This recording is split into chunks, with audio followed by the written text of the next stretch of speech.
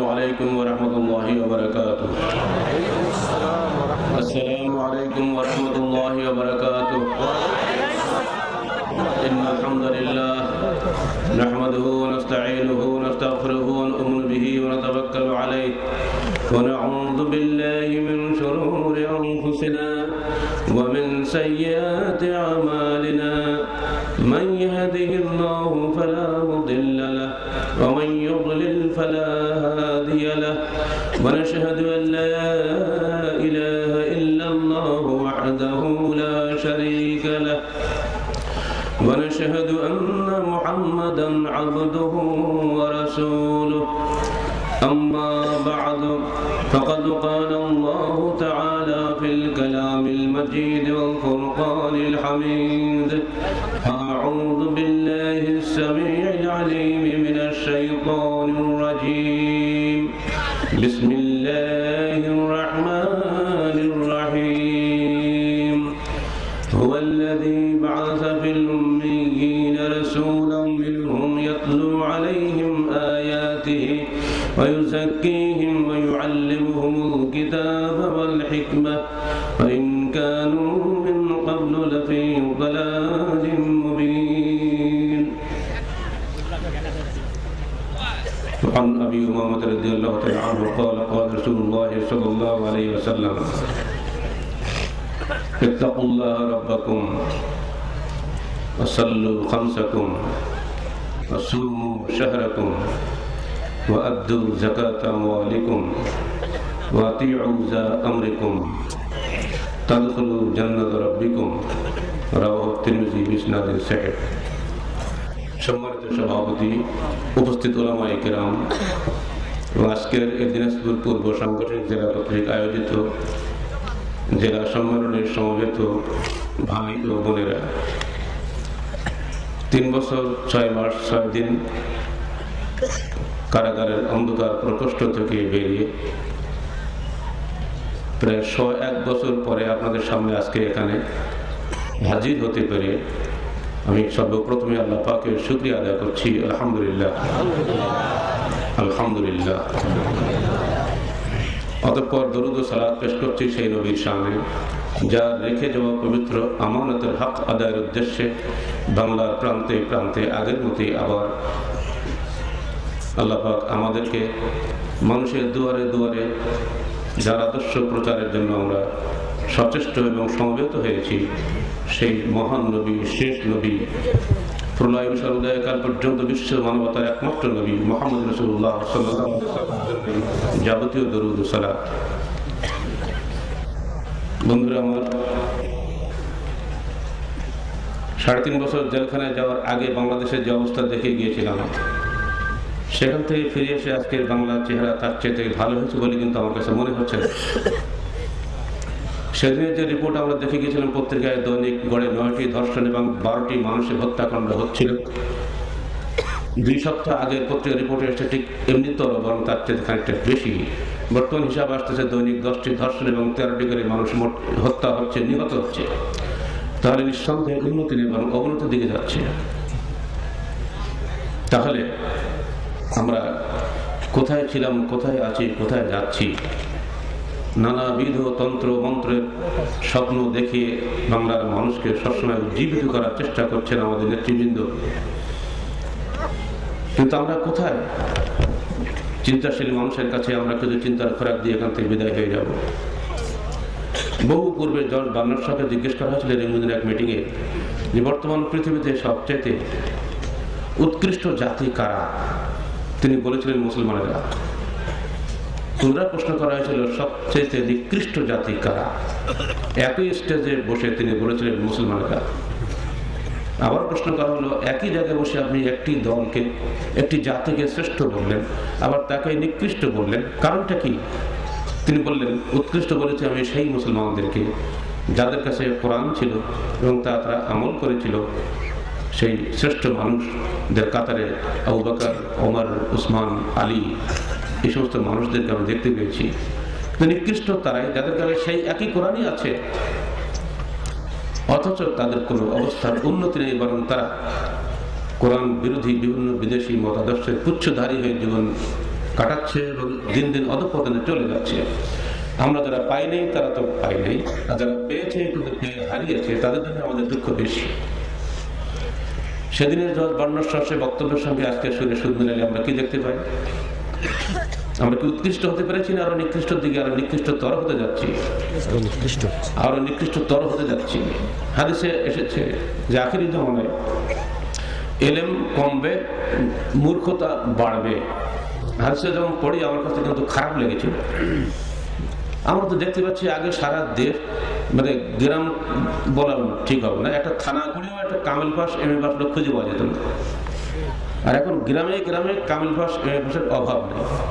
তা আল্লাহ রাসূল বললেন যে এলেম কমবে, মূর্খতা বাড়বে। এটা কি ঠিক হলো? আমাদের সরকার 100% অক্ষর জ্ঞান সম্পন্ন করার জন্য কতই না চেষ্টা করছে। আমেরিকা 100% শিক্ষিত লোক, জাপানে 100% শিক্ষিত লোক, ইংল্যান্ডে 100% শিক্ষিত লোক। তো সেখানকার মানুষ মানবতার দিক দিয়ে কতটুকু উন্নত? এক সপ্তাহ আগে নিশ্চয়ই আপনারা পেপারে দেখেছেন, যাবজ্জীবন কারাদণ্ড প্রাপ্ত এক ব্যক্তি 35 বছর ধরে বেকসুর খালাস। বলুন এটা কেমন ধরনের বিচার ব্যবস্থা হলো? বিশ্বের সবচেয়ে উন্নত দেশে যদি এই দুর্দশা হয়, এই সঙ্গে মাসিকা তাহলে যারা পড়বেন তারা একটা খবর পাবেন যে সে দেশে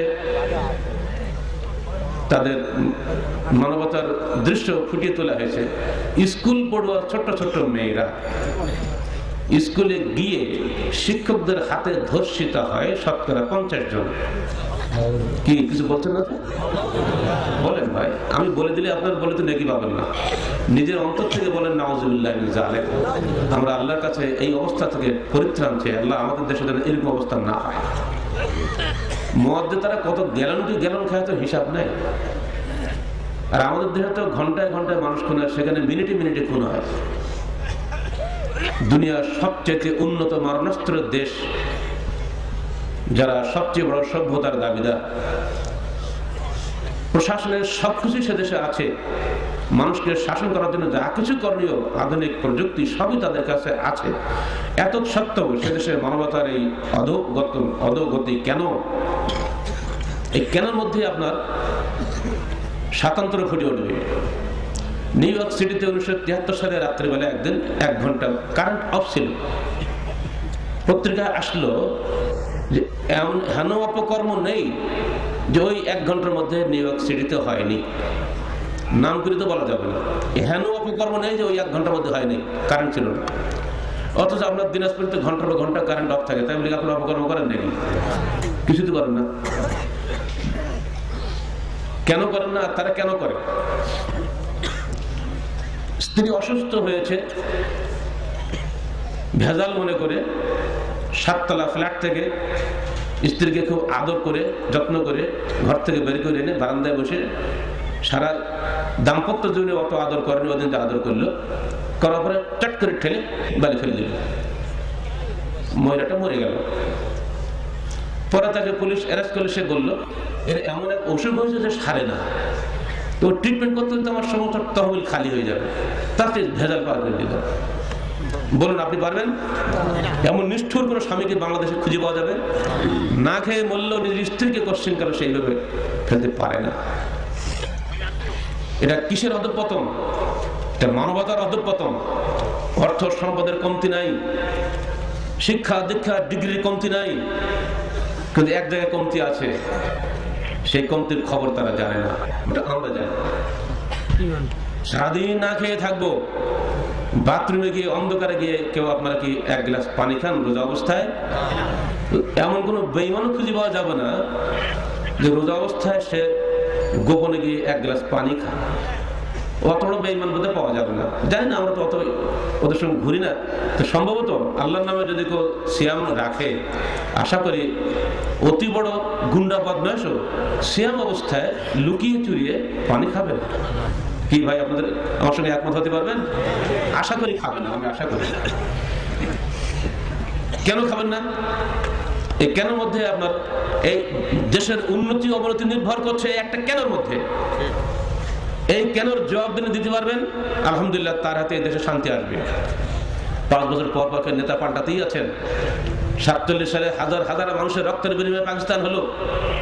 আবার হাজার হাজার মানুষের বিনিময়ে বাংলাদেশ স্বাধীন হলো, মানুষ খালি রক্ত দিতেই আছে, পাচ্ছে কি? ৬২ বছর ধরে গেলে নেতার বদল হয়েছে, নীতির কোনো বদল হয় নাই। সেদিন ব্রিটিশরা যেভাবে শোষণ করেছে, আজকে বাঙালি ব্রিটিশরা একই কাজে শোষণ করছে।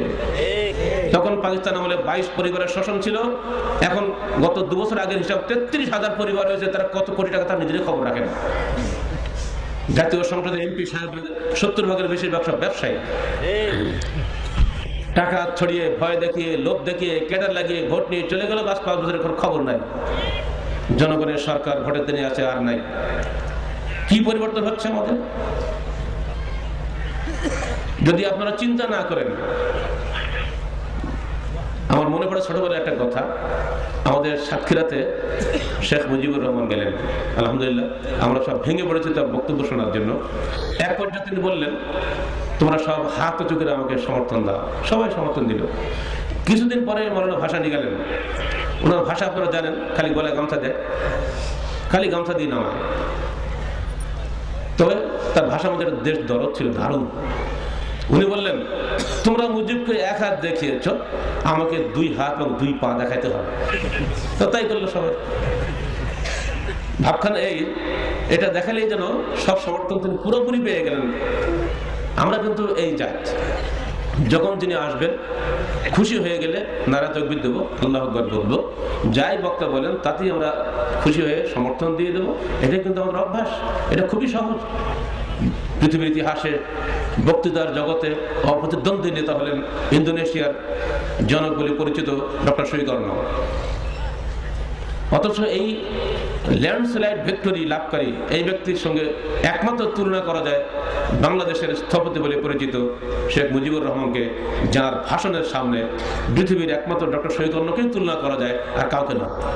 উনিও যখন ভাষণ দিয়ে তার দেশবাসীকে উদ্বুদ্ধ করেছিলেন, ইনিও তেমনি তার ভাষণে সারা দেশবাসীকে মাফ করে ফেলেছিলেন।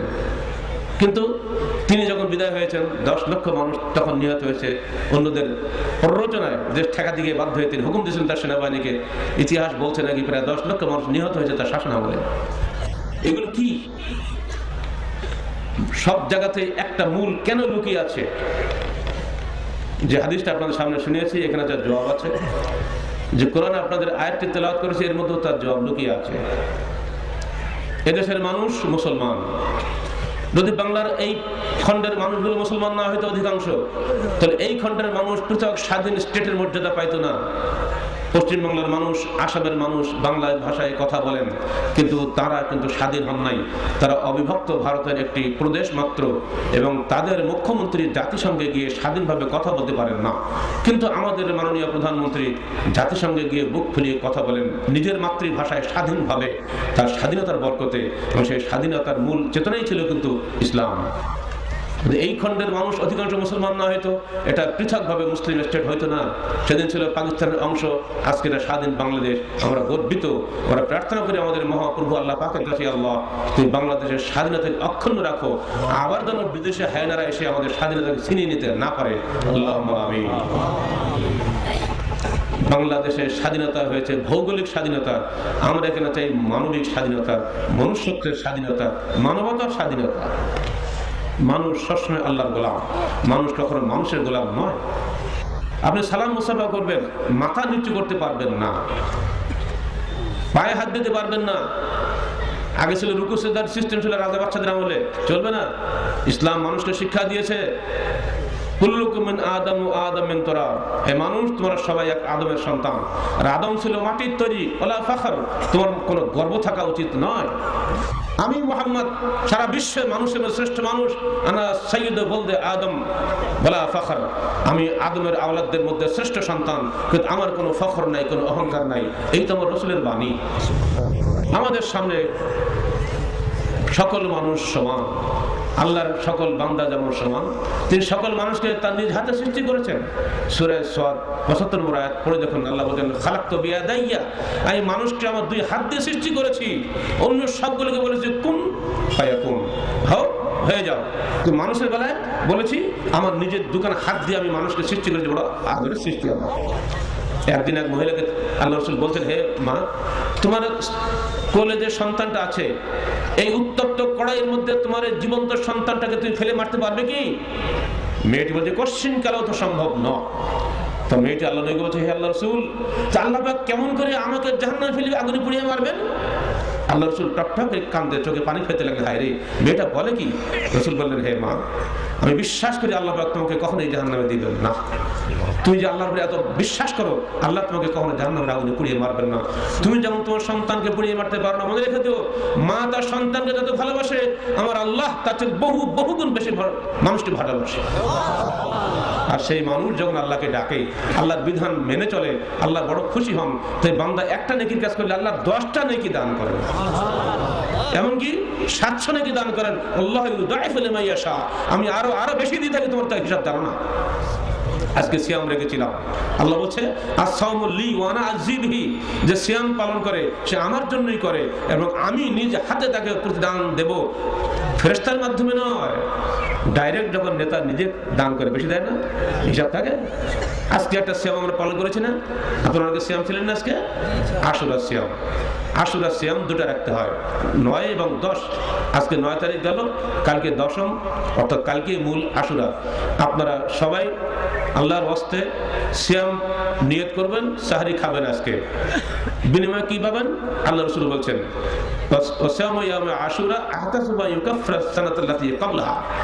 আশুরা সিয়াম আমি আশা করি আল্লাহ পাক আমাদের বিগত পূর্ণ 1 বছরের নেকি গুনাহ মাফ করে দিবেন।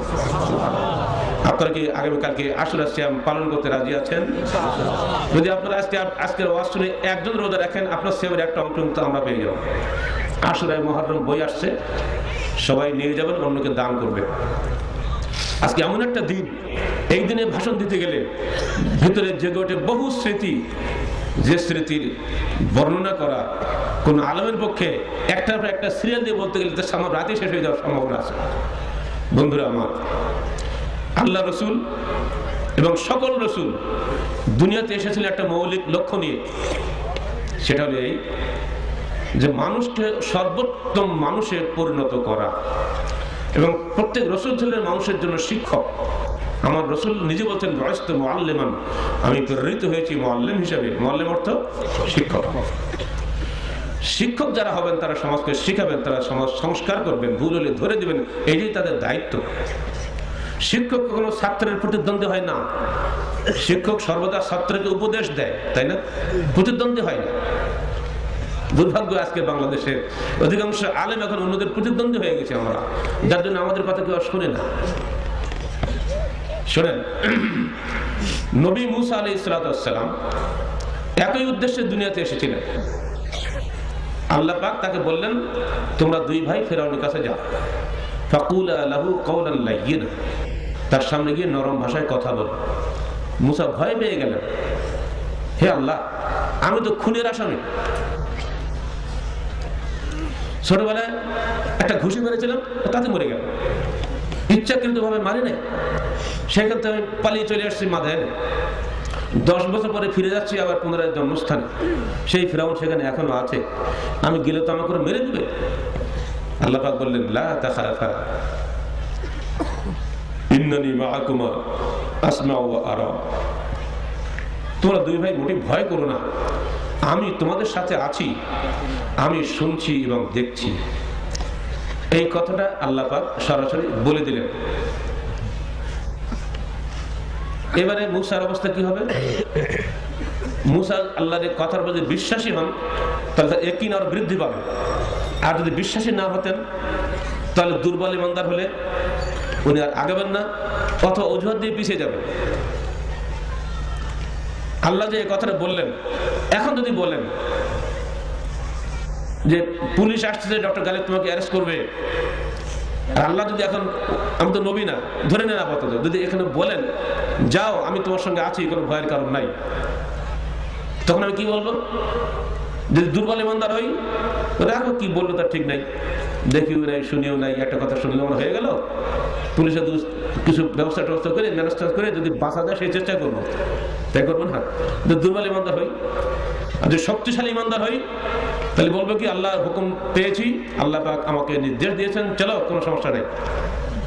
মুসার ঈমান এত দৃঢ় ছিল, এই আদেশ পাওয়ার সঙ্গে সঙ্গে তিনি আর দ্বিরুক্তি না করে আল্লাহর কাছে দাবি পেশ করলেন, রব্বি ইশরাহ লি সাদরি ওয়া ইয়াসসির লি আমরি ওয়াহলুল উকদাতাম মিন লিসানি ইয়াফকাহু কওলি ওয়াজআল লি ওয়াজিরাম মিন আহলি হারুন ফাশদুদ বিহি আজরি ওয়া আশরিকহু ফি আমরি কাই নুসাব্বিহাকা কাসীরান ওয়া নাযকুরাকা কাসীরা ইন্নাকা কুনতা বিনা বাসীরা।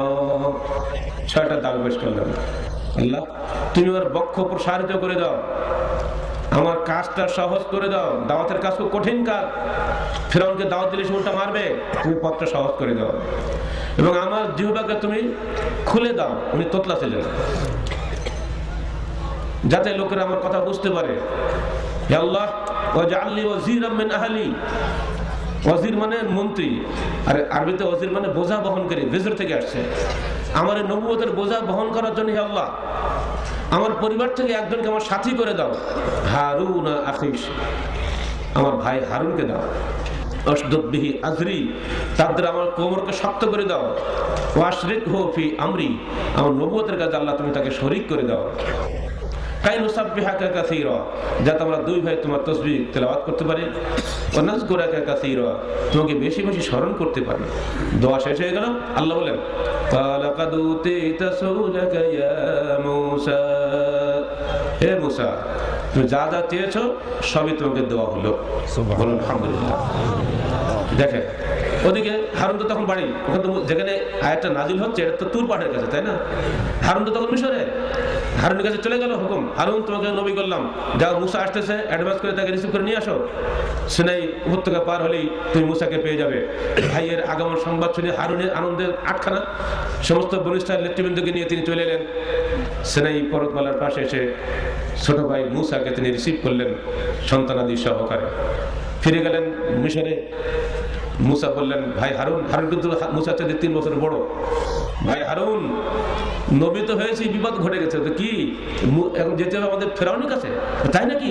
হ্যাঁ চলো, আল্লাহর হুকুম হলে কিসের ভয়? ফেরাউন কি আল্লাহর চেয়ে ক্ষমতাশালী নাকি? দুই ভাই চললেন ফেরাউনের কাছে, তার কাছে গিয়ে দাওয়াত দিলেন। তারপরের ইতিহাস যারা মাসিকের তাহরিকের পাঠক তারা জানেন, মুসার ইতিহাস চলছে গত 3 কিস্তি যাবত, এখন 2-1 কিস্তি যাবে আশা করছি। দীর্ঘ 20 বছর মুসা মিশরে থেকে ফিরআউন এবং হামান এবং তার মন্ত্রী পরিষদকে উপদেশ দিলেন, কিন্তু তাতে ফিরআউনের অহংকার আর বেড়ে গেল, কমতি হয় নাই, জুলুম বেড়ে গেল।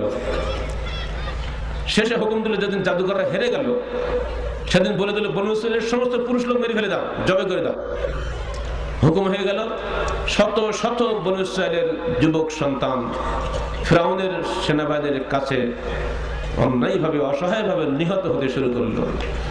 তখন ফিরআউনের বনু ইসরাঈলের লোকেরা এসে মুসাকে বললেন, হে মুসা, তোমার জন্মকে প্রতিরোধ করার জন্য ফিরআউন আমাদের নবজাতক পুত্র সন্তানদের একসময় হত্যা করেছিল, কিন্তু তোমার জন্মকে সে ঠেকাতে পারে নাই, বরং ফিরআউনের ঘরেই তুমি মানুষ হয়েছিলে। বলুন আলহামদুলিল্লাহ। যে মুসাকে ঠেকানোর জন্য শত শত নবজাতকের জীবন গেল, সেই মুসাই স্বয়ং ফিরআউনের ঘরে লালিত পালিত হলো 30 বছর পর্যন্ত। চারটিখানি কথা মনে করেন নাকি? এখন রাজপুত্র হিসাবে মুসার মাকে ফিরআউনের পক্ষ থেকে নিয়মিত মাশওয়ারা দিয়ে দুধ খাওয়ানোর ব্যবস্থা করা হয়েছিল। মুসার মা বাড়িতে বসে নিজের সন্তানকে দুধ খেয়ে মানুষ করেছেন, অথচ ওই মুসাকে মারার জন্যই ফিরআউন এত কিছু করছে। আল্লাহর ফয়সালা এরকমই হয়। সেই কথাই বললো তার কওমের লোকেরা, হে মুসা, তোমার জন্মের সময় আমরা মার খেয়েছি, এখন তুমি নবী হয়েছে, তাতে আমার লাভটা কি হলো? আবার তো সে জবাই করতেছে, তো লাভটা কি হলো? মুসা বললেন, শোনো, আমি তোমাদের কাছে অস্ত্র নিয়ে আসি নাই, আমি সশস্ত্র বিপ্লবে বিশ্বাসী নই, আমি ওই ফিরআউনের বিরুদ্ধে লড়াই করার জন্য তোমাদেরকে উস্কে দিচ্ছি না। যে মহান সত্যধর আল্লাহ, ফিরআউনের সৃষ্টিকর্তা, মুসার সৃষ্টিকর্তা, সেই মহান আল্লাহর কাছে তোমাদেরকে প্রার্থনার আবেদন জানাচ্ছি। বলো সবাই তোমরা আমার সঙ্গে, রব্বানা লা তাজআলনা ফিতনাতাল লিল্লাযীনা আমানু ربنا لا تجعلنا فتنة للذين ظلموا ونجنا برحمتك من القوم الكافرين বলো হে আল্লাহ তুমি আমাদেরকে জালেমদের ফিতনায় নিক্ষেপ করো না এবং তুমি আমাদেরকে কাফেরদের অত্যাচার থেকে নিষ্কৃতি দাও।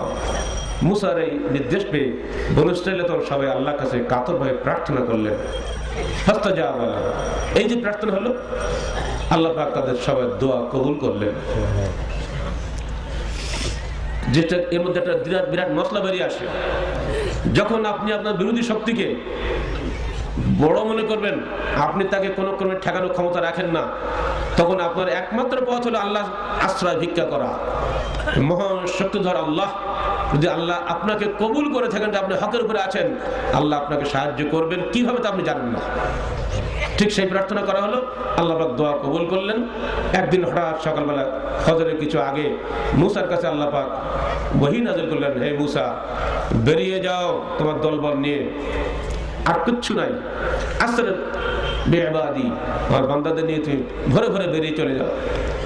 মুসা তাই করলেন। ইসরায়েলের রাওয়াত সময় আসছে 6.5 লক্ষ মানুষ বা 7.5 লক্ষ মানুষ নিয়ে তিনি বেরিয়ে গেলেন। মানে 400 বছর ধরে ওনারা ছিলেন। তো হযরত ইউসুফের আমল থেকে মুসার আমল পর্যন্ত 400 বছর বনু ইসরাঈলের কওম মিশরে ছিল। বেরিয়ে গেলেন, সামনে নদী, পিছনে ফিরআউনের সেনাবাহিনী। ইসরায়েলের রাওয়াত বলতে পারে 6.5 লক্ষ সেনাবাহিনী নিয়ে ফিরআউন নিজে সৈন্য পরিচালনা করে মুসার পশ্চাৎ ধাবন করেছেন।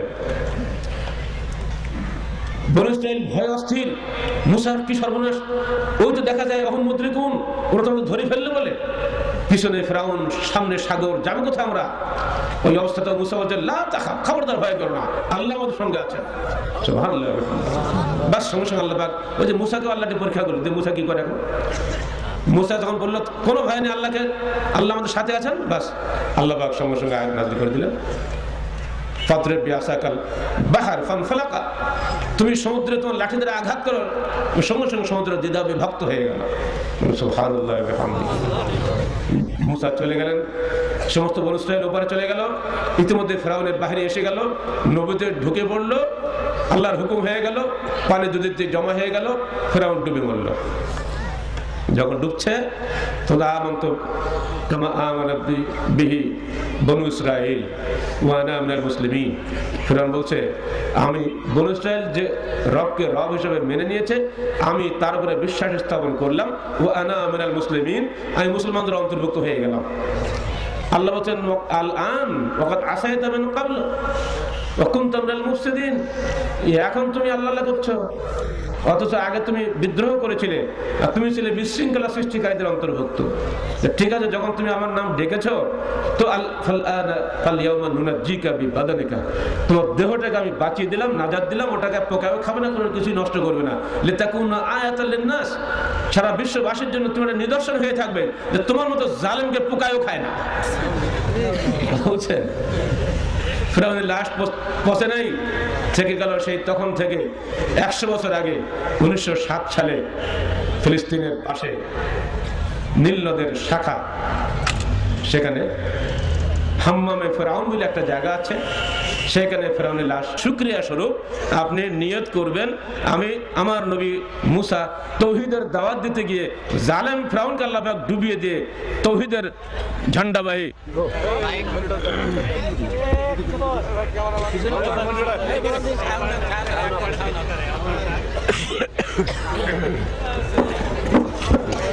তৌহিদের ঝান্ডাবাহী মুসা সেদিন নাজাত পেয়েছিলেন, আর কুফরের ঝান্ডাবাহী ফিরআউন সেদিন ডুবে ধ্বংস হয়েছিল, একা নয়, তার সেনাবাহিনীর দলবল সহ। অতএব আমরা যারা মুসলিম আছি পৃথিবীতে, আল্লাহ রাসূল যখন মদিনায় গেলেন দেখলেন যে ইহুদিরা সব আশুরা সিয়াম পালন করে। উনি বললেন কি বাবা তোমরা সিয়াম পালন করো কেন? তারা বললেন নাজাতে মুসার শুকরিয়া স্বরূপ আমরা সিয়াম পালন করে থাকি। আমার নবী তাদেরকে বললেন দেখো হে ইহুদিরা, মুসার প্রকৃত উত্তরসূরি আমরা মুসলমানেরা, তোমরা মুসার নাম ভাঙিয়ে খাও, তোমার তোমরা তাওহীদ থেকে দূরে চলে গেছো, তোমরা হইতে মুশরিক। অতএব এই আশুরা সিয়াম পালনের হকদার হচ্ছে সবচেয়ে বেশি আমরাই। অতএব আমরাই আশুরা সিয়াম পালন করব। তিনি বললেন যদি আগামী বছর আমি বেঁচে থাকি একদিন না দুদিন সিয়াম পালন করব। তো পরের বছর আল্লাহ রাসূল বাঁচেননি, তাই দুদিন সিয়াম পালন করতে পারেননি। আমরা কি বেঁচে আছি না মরে গেছি? আমরা দুদিন থাকবো না? রাসূলের আক্ষেপ কি রাসূলের উম্মতরা মেটাবে না? ইনশাআল্লাহ। এই জন্য আমরা আজকে সিয়াম ছিলাম, ইনশাআল্লাহ আগামীকালও থাকবো। যারা আজকে রাখেন নাই তাদেরকে বলছি কালকের সঙ্গে পরশু একটা রাখবেন, তাহলে দুটো হয়ে যাবে। ওটাও হাদিসে আছে, ইবনে আব্বাসের মাওকুফ হাদিস। নিয়ত হবে নাজাতে মুসা। এর মধ্যে কি আদর্শ লুকিয়ে আছে? জালেমের বিরুদ্ধে মুসলমানরা সবসময় সোচ্চার। মুসলমান কখনোই জালেমকে মেনে নেয় নাই। মুসলমান কখনোই আল্লাহ বিরোধী কোনো বিধানকে অন্তর থেকে কবুল করে নাই। মুসাও করেন নাই, মুসার উম্মত করে নাই, মুহাম্মদও করেন নাই, মুহাম্মদের উম্মত করেন না। যখনই আমরা সেখান থেকে ডিরেক্ট হয়ে যাব, তখনই আমাদের উপর আল্লাহ পাকের একটা একটা পরীক্ষা নেমে আসবে। পরীক্ষা দিলেও আপনাকে ধৈর্য ধারণ করতে হবে। আপনি কোনো অবস্থাতে ধৈর্য হারাতে পারবেন না। বনু ইসরাইলের শত শত সন্তান জবাই করে ফেলেছিল ফেরাউন, তারা কিন্তু ধৈর্য হারিয়ে ফেলেনি। তারা মুসার হুকুমে দোয়া পড়েছিলেন। আমরা কি দোয়া পড়তে পারি না? আমরা কি বলতে পারি না আল্লাহ তুমি আমার এই জমিনে মানবতা দাও, এই দেশের মানুষকে সত্যের মানুষে পরিণত করো, এই দেশের মানুষের মধ্যে আল্লাহ তুমি ঈমান ফিরিয়ে দাও, ঈমানের আলো জ্বেলে দাও। বাংলাদেশে যেন কোনো সন্ত্রাস না থাকে, যেন কোনো জঙ্গিবাদ না থাকে, যেন কোনো বোমাবাজি না থাকে, যেন কোনো চোর গুন্ডা টাকা ফেন্সিলি করে হিরোইন না থাকে। আল্লাহ তুমি আমাদের অন্তরে ঈমান ফিরিয়ে দাও। যদি আমরা আল্লাহর কাছে কাঁদি, আল্লাহ কি আমাদের দোয়া কবুল করবেন না? কান্নার মতো কাঁদতে হবে, চাওয়ার মতো চাইতে হবে, তবেই কিন্তু আল্লাহর পক্ষ থেকে রহমত নাজিল হবে। লোক দেখানোর চাওয়া কিন্তু আল্লাহ পছন্দ করেন না। বন্ধুরা আমার, মুসার সেদিনের যে আদর্শ ছিল, সেই আদর্শ ধারণ করে মুসার উম্মত, ঈসার উম্মত, এমনকি আপনি শুনলে হয়তো আশ্চর্য হবেন, আল্লাহ রাসূল নবী হওয়ার আগ পর্যন্ত কুফফারে কুরাইশ সবাই আশুরা সিয়াম পালন করত। কি ভাই, এদেশে হিন্দুরা আশুরা সিয়াম পালন করে? কেন করবে? তোমাদের ধর্ম না তো, তাই না? তা আপনারা তো মাশাআল্লাহ মক্কার কাফেরদেরকে কাফের বলে খুব গালিগালাজ করেন। তারা যে আশুরা সিয়াম পালন করতো, এখন কি বলবেন? তো মুসলমান হয়ে গেল না? তারা যে আল্লাহকে মানত, কিন্তু সমস্যা ছিল কি, আল্লাহর সঙ্গে তারা আবার মাধ্যম পূজা করত। ওই মূর্তি রেখেছিল, তাদের ওসিলায় আল্লাহর কাছে ক্ষমা পেত। এই ওসিলা ধরার কারণে তারা হয়ে গেল মুশরিক, তাদের রক্ত হালাল হয়ে গেল, তাদের বিরুদ্ধে আল্লাহর নবীর যুদ্ধ ওয়াজিব হয়ে গেল। ওসিলা পূজা, মাধ্যম পূজা চলবে না। আল্লাহর সঙ্গে বান্দার মধ্যে কোনো মাঝখানে মাধ্যম নাই। এখানে বসে আপনি আল্লাহ বলে কাঁদেন বুক ফুটিয়ে, আল্লাহ আপনার ডাক শুনতে পাবেন, আল্লাহ আপনাকে আপনার ডাকে সাড়া দিবে। অমুকের ওসিলা তুমি আল্লাহ তুমি আমাকে কবুল করো, এই কথাটা ভুলে যান। এই কথা বলার কারণে আরবের মুসলমানরা কাফের হয়েছে। তারা কাবা ঘরে হেফাজত করতেন, তারা প্রতি বছরে হজ করতেন, তারা আল্লাহকে আল্লাহ বলে স্বীকার করতেন, তারা তাদের নিজের বাচ্চাদের নাম আব্দ দিয়ে যোগ করে রাখতো, আব্দুল মুত্তালিব। কি হলো? তারা আল্লাহকে বিশ্বাস নিলে হয় নাকি? আব্দুল মুত্তালিব, আবু তালেব, আমেনা, এ নামগুলো কি ভাই মুসলমানের নাম না এগুলা? তো আমেনাকে আপনি কেন কাফের বলবেন? আব্দুল্লাহকে আপনি কেন কাফের বলবেন? আল্লাহর দাস। তারা যদি আল্লাহকে বিশ্বাসই না করবে, তা নিজের সন্তানের নাম কেন আব্দুল্লাহ রাখবে? এরপরেও আল্লাহ রাসূল তাদের বিরুদ্ধে যুদ্ধ করেছেন। কারণটা একটাই, বিসমিল্লাহ ওয়াল-উজ্জা। খাসি জবাই করার সময় লাত এবং উজ্জার নামে জবাই করলাম। ওদিকে আল্লাহকে ঠিকই বিশ্বাস করে। বদরের যুদ্ধ হচ্ছে, আবু জাহাল 1000 সৈন্য নিয়ে মদিনার উদ্দেশ্যে রওনা হচ্ছে, কারণ মুহাম্মদ তার জামাত বিভক্ত করে নিয়ে চলে গেছে মদিনায়, ওকে ওখানে শায়েস্তা করতে হবে। আবু তালেবের কাছে আবু জাহেল নেতৃত্বে 15 জন নেতা একদিন গেলেন, যে অনেক দোষ দিলেন। একটা দোষ ছিল এই, হে আবু তালেব, ইন্না মুহাম্মাদান কাদ ফাররাকা জামাআতা কওমিক, হে আবু তালেব তুমি আমাদের নেতা, তোমার ভাতিজা মুহাম্মদ তোমার কওমের জামাতকে বিভক্ত করে দিয়েছে, অতএব তাকে আমরা শাস্তি দিতে চাই। একটা বড় অপরাধ ছিল তার এই। আসলে কি আমাদের রাসূল জামাত বিভক্ত করেছিলেন না জামাতকে ভালো দিকে নিয়ে যাওয়ার চেষ্টা করেছিলেন? কিন্তু একদিক দিয়ে ওদের অভিযোগটা ঠিক ছিল, কারণ সমস্ত সমাজ মূর্তি পূজা করে, শিরক করে। আমার রাসূল সেটা করছেন না, তাহলে বিভক্ত হয়ে গেল না? কথাটা আপনি ভালো সরলভাবে নেন, তাহলে কিন্তু ওদের কথা রাইট। সবাই যা করে আপনি যদি অন্যরকম কিছু করেন তাহলে বিভক্ত হচ্ছে না? তো সবাই মূর্তি পূজা করে আর আপনি বলছেন মূর্তি পূজা করা যাবে না, পরে লা ইলাহা ইল্লাল্লাহ, তাহলে কি বিভক্ত হয়ে যাচ্ছে না? তো তাদের অন্যায় যে অভিযোগটা কিন্তু অন্যায় ছিল, কথা হক, কিন্তু আসলে এটা হক কথা নয়। আল্লাহ রাসূল চেয়েছিলেন তোমরা যে হানিফ ইব্রাহিমের দিনের অনুসারী বলে দাবি করো, সে আসলে ইব্রাহিমের দিনে কোশ্চিন কালো মূর্তি পূজা ছিল না, বরং ইব্রাহিম নিজে মূর্তি ভেঙেছিলেন। ইতিহাস জানা ছিল আপনাদের? ইব্রাহিম মূর্তি ভাঙেনি? ওরে বাপরে বাপ, সমস্ত মূর্তি ভেঙে সাপ, আর আসল ঠাকুরের গলায় কুরআন ঝুলে দিয়ে বাড়ি যেয়ে বসে আসবো। চাচা ভাত সবাই সব দেয়, আমাদের মূর্তিগুলো কে ভাঙলো রে? উনি বলছে কেন ভাঙবো? ফাল কবির ওর বড় ঠাকুর মূর্তি ভেঙেছে, আমি ভাঙবো কেন? চলো দলিল কি, চলো গিয়ে চলে গেছে সেই ওদের কি বলে ওটাকে, কি বলে মন্দির, মূর্তির ঘরে যে দেখে সব মূর্তি একবার সেজদা পড়ে গেছে, একটা মূর্তি খালি বসে আছে গলায় কুড়াল দিয়ে, বলে এই দেখো দলিল দেখো, বড় মূর্তির গলায় কুড়াল ঝুলে আছে, সামনে ছোট মূর্তি ভেঙে পড়ে আছে, তাহলে মূর্তি ভাঙার দায়িত্ব ওই বড় মূর্তি, আমি কেন হবো? তোর সবাই লজ্জা পেয়ে গেছে। দেখো ইব্রাহিম, তুমি তো জানো যারা কথা বলতে পারে না, কাজও করতে পারে না। তখন ইব্রাহিম বললেন আতাবুদুনা মা তানহিতুন আল্লাহু খালাকাকুম ওয়া মা তা'মালুন, আরে বোকার দল, নিজে হাতে মাটি দিয়ে কাদামাদা দিয়ে যেটা বানাইলে আর সেটা দেওয়া তুই ইবাদত করিস, এত বোকার বোকা তোরা। মানে বাংলা একটা কথা আছে না, জ্ঞানী বোঝে ঠারে ঠারে, মূর্খ বোঝে কিলি, অতি বড় মূর্খ বোঝে ঘাড় ঘুরলেন দিলে, এটা কথা আছে বাংলায়। এরা তো মূর্খ, ওরা তৌহিদ বোঝে না, আল্লাহ বোঝে না, কিছুই বোঝে না। সেজন্য উনি এই বুদ্ধি করেছিলেন, ভেঙে গুড়ি করে দেবো, দেখি বড় ঠাকুরকে সামনে রেখে বোঝে কিনা। স্বীকার করলো, হ্যাঁ তুমি যা বলেছো কথা ঠিক, কিন্তু এই যে আমরা করে আসছে জীবন ভর, বাপ দাদা 14 পুরুষ এই কাজ করে আসছে, তাই তো আমরা করছি, তুমি আর কোন ঝামেলা ঘটাইলে? যুক্তি যেখানে অচল, যষ্টি সেখানে সচল। যুক্তি যখন পারলো না, লাঠি সেখানে খাড়া হলো, একে ধরে নিয়ে যাও, বাচ্চার দরবার নিয়ে চলে যাও। চলে গেল বাচ্চা নমরুদের কাছে। নমরুদ বললো কি ব্যাপার, তুমি কি করে এগুলা? তুমি তো নতুন নতুন কথা বলছো, শুনতে পাচ্ছি। আমি তোমাদেরকে রেশন দিয়ে খানা খাওয়াই, আমি তোমাদের কন্ট্রোল রেটে খাওয়া দেই, তোমাদের ব্যবসা বাণিজ্য আমি চালাই, তোমাদের যাবতীয় রুজির ব্যবস্থা আমি করি, আমি তো তোমাদের রব। রব মানে কি? পালন কর্তা। তোমাদের লালন পালন আমি করি।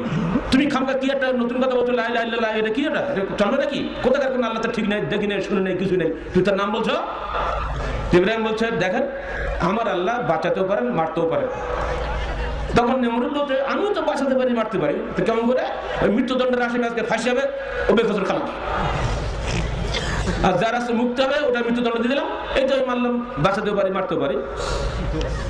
ইব্রাহিম দেখলেন তুই আচ্ছা বোকার বোকারে বাবা, কি করা যায়? তখন উনি বললেন ঠিক আছে, আমার আল্লাহ পূর্ব গগনে সূর্য উঠান, তুমি পশ্চিম থেকে সূর্য উঠাও দেখি। আল্লাহ বলেন ফাবহিতাল্লাযী কাফার। কাফের তখন হতভম্ব হয়ে গেল, কথা নেই। আমরা ভূত বলি না, ওই বহেতা ওটাকে ভূত হয়েছে, বেটা ভূত হয়ে গেলে কথা বলতে পারে না। এখন রাগ হয়ে গেল, বাচ্চা হেরে যাওয়া, ছোট্ট একটা বাচ্চা ছেলে গেছে, এদিকে চারটিখার কথা মনে করেন নাকি? প্রেস্টিজ ইস্যু করে নিল, বাস বলে দিল উনসুরু আলিহাতাকুম, হে আমার জনগণ, তোমরা তোমাদের দেবদেবীকে সাহায্য করো এবং একে আগুনের জীবন্ত পুড়িয়ে মারো। তাই করা হলো। যখন আগুনে ফেলা হচ্ছে তখন জিবরাইল এসে বলছে আলাকা হাজাতুন ইনদি, ইব্রাহিম আমার কাছে কি তোমার কোনো প্রয়োজন আছে? বলুন ওই সময় যদি জিবরাইল মতো লোক এসে বলে আমরা কি বলতাম? বাবা সে কি ঠেকা এখানে আগুনে ফেললাম, বলতাম না? কি আর আগুনে বলে? ওই সময় ইব্রাহিম বলছে হাসবুনাল্লাহ, বলুন সবাই হাসবুনাল্লাহু ওয়া নি'মাল ওয়াকিল ওয়া নি'মাল মাওলা ওয়া নি'মান নাসির। কি চমৎকার কথা, সূরা হজের শেষ আয়াতে আসছে। আমার জন্য আমার আল্লাহই যথেষ্ট, তিনি কতই না সুন্দর তত্ত্বাবধায়ক, তিনি কতই না সুন্দর অভিভাবক। বাস আল্লাহ পরীক্ষা হয়ে গেল। আল্লাহ দেখলেন ইব্রাহিম এই অবস্থা তো আমাকে ছাড়লো না, ঠিক আছে, কুলনা ইয়া নারু কুনি বারদান ওয়া সালামান আলা ইব্রাহিম, হে আগুন ঠান্ডা হয়ে যাও, এমন ঠান্ডা হয়ে যাও আমার শান্তি যেন পাই আমার ইব্রাহিম। অশান্তি ফ্রিজে ঠান্ডা নয়, শান্তিময় ঠান্ডা হয়ে যাও। বলুন সুবহানাল্লাহ। আল্লাহর কি অপূর্ব ক্ষমতা। আগুনে ইব্রাহিম পড়লো, আগুনে পড়ে না গুলিস্তান হয়ে গেল, ইব্রাহিম ঘুরে বেড়াচ্ছে।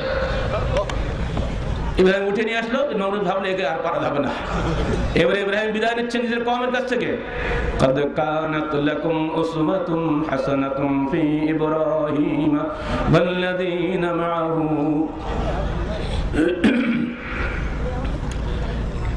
তারা বললেন, আল্লাহ বলছেন তোমাদের জন্য ইব্রাহিমের এবং তার সাথীদের মধ্যে সর্বোত্তম আদর্শ নিহিত আছে। إذ قالوا لقومهم إنا براء منكم ومما تعبدون من دون الله كفرنا بكم وبدأ بيننا وبينكم العداوة والبغضاء أبدا حتى تؤمنوا بالله وحده। হে আমার কওম, যতক্ষণ পর্যন্ত তোমরা এক আল্লাহর উপরে ঈমান না আনবে ততক্ষণ পর্যন্ত তোমাদের সঙ্গে আমাদের চিরস্থায়ী বিদ্বেষ ও বিচ্ছিন্নতা বিঘোষিত হলো। এই বলে তিনি বললেন, হে আমার কওম, বিদায় তোমাদের কাছ থেকে, ইন্নী যাহিবুন ইলা রাব্বি সাইয়াহদিন, আমি চললাম আমার প্রভুর দিকে, তিনি আমাদেরকে পথ প্রদর্শন করবেন। আল্লাহু আকবার। রাত্রি 1:30টার সময় যখন ঘুম থেকে জাগিয়ে তুলে আমাদেরকে বের করে নিয়ে যাওয়া হয়, কেন জানি আল্লাহ রাসূলের দোয়াটা আমার মুখ দিয়ে বেরিয়ে এসেছিল, আল্লাহুম্মা আনতাস সাহিবু ফিস সিজন ওয়াল খলিফাতু ফিল আহল। আল্লাহ, তুমি আমার জেলখানার সাথী, তুমি আমার পরিবারের প্রতিনিধি। জেলখানা তো আল্লাহ পাক অসম্মান করেননি, পরিবারকে আল্লাহ পাক পথে ভাসাননি। আমরা বহাল তবে আবার আপনাদের সামনে এসেছি, বলুন আলহামদুলিল্লাহ। আমার সাথী সেক্রেটারি জেনারেল, তিনিও আমার সঙ্গে একই দিনে একই রাত্রে একই জায়গাতে আমরা গ্রেফতার হয়ে গেছি, উনিও 16 মাস জেলখানা ছিলেন। বন্ধুরা আমার, যখন আপনি আল্লাহর উপর তাওয়াক্কুল করবেন, আল্লাহর প্রতি আনুগত্যের সঙ্গে তাওয়াক্কুল করতে হবে। আনুগত্যবিহীন তাওয়াক্কুল কিন্তু আল্লাহ পছন্দ করেন না। প্রমাণ, আবু জেহেল বেরোচ্ছিল এবারে আমার রসুলকে মারার জন্য বদরের যুদ্ধে। আবু জেহেল কিন্তু মূর্তির কাছে প্রার্থনা করছেন না। আরবের কাফেরদের সঙ্গে বাংলাদেশের কাফেরদের একটা মৌলিক পার্থক্য আছে। বাংলাদেশের মুশরিকরা আনন্দে এবং দুঃখে উভয় অবস্থায় কবর পূজা করে, আর আরবের মুশরিকরা আনন্দে কবর পূজা করতো, মূর্তি পূজা করতো, কিন্তু দুঃখের সময় আল্লাহকে ডাকতো। পার্থক্যটা ভালো করে মনে রাখবেন। বাংলাদেশের নামাজ পড়া মুশরিক গুলা এরা আনন্দের সময় কবরে যায়, দুঃখের সময়ও কবরে যায়। দে বাবা খাজা দে, দিলা দে, দে বাবা খাজা দে, না দোয়াই দে। এক মৌলবি একটা কবর পূজারি এক পাগলকে 2 লাখ থাপ্পড়, এই বেটা এখানে আজমিরে, এটা আজমিরি ঘটনা। বেটা বেয়াদব, আল্লাহ কাছে সেজদা করবে, আল্লাহ কাছে এখানে সেজদা করছিস কেন? তো কান্না লাগে, যা হারে আমাকে মারলো গো। মৌলানা সাহেব, তোর দিলটা নরম, বেটা তোকে মারলাম, যে এদিকে সমঝে গেছে পকেটে 2 টাকা বলি, দা এই টাকাটা দিয়ে পাঠিয়ে। তখন বলছে, মেরা খাজা क्या ही कर्म सवार है जो खुद भी देता है दूसरों से भी दिला देता है। আমার খাজা কতই না দয়াশীল, নিজেও দেয়, অন্যের পকেট থেকে বের করে আমাকে দিয়ে দেয়। ওর আকীদা দেখেন। তো আমাদের আকীদা তো সেরকমই। নাম করলে তো আপনারা সমস্যা করবেন। বাংলাদেশে একটা বিখ্যাত পীরের দরগা আছে, তার এখন রাজনীতি নেমেছে, ভোট প্রার্থী হয়ে গেছে এখন আবার। সেই দরগার খাদেম আহলে হাদিস হয়ে গেছে। আমি জেলখানা যাওয়ার আগের বছরে বেচারা 30 জন নিয়ে আসছিল রাজশাহী আমাদের ইজতেমা। এবারও আপনাদের ইজতেমার ডেট কিন্তু 25-26 ফেব্রুয়ারি। সেবারও তিনি একবারে সেই 18 থেকে বড় গাড়ি ভরে চলে আসছে।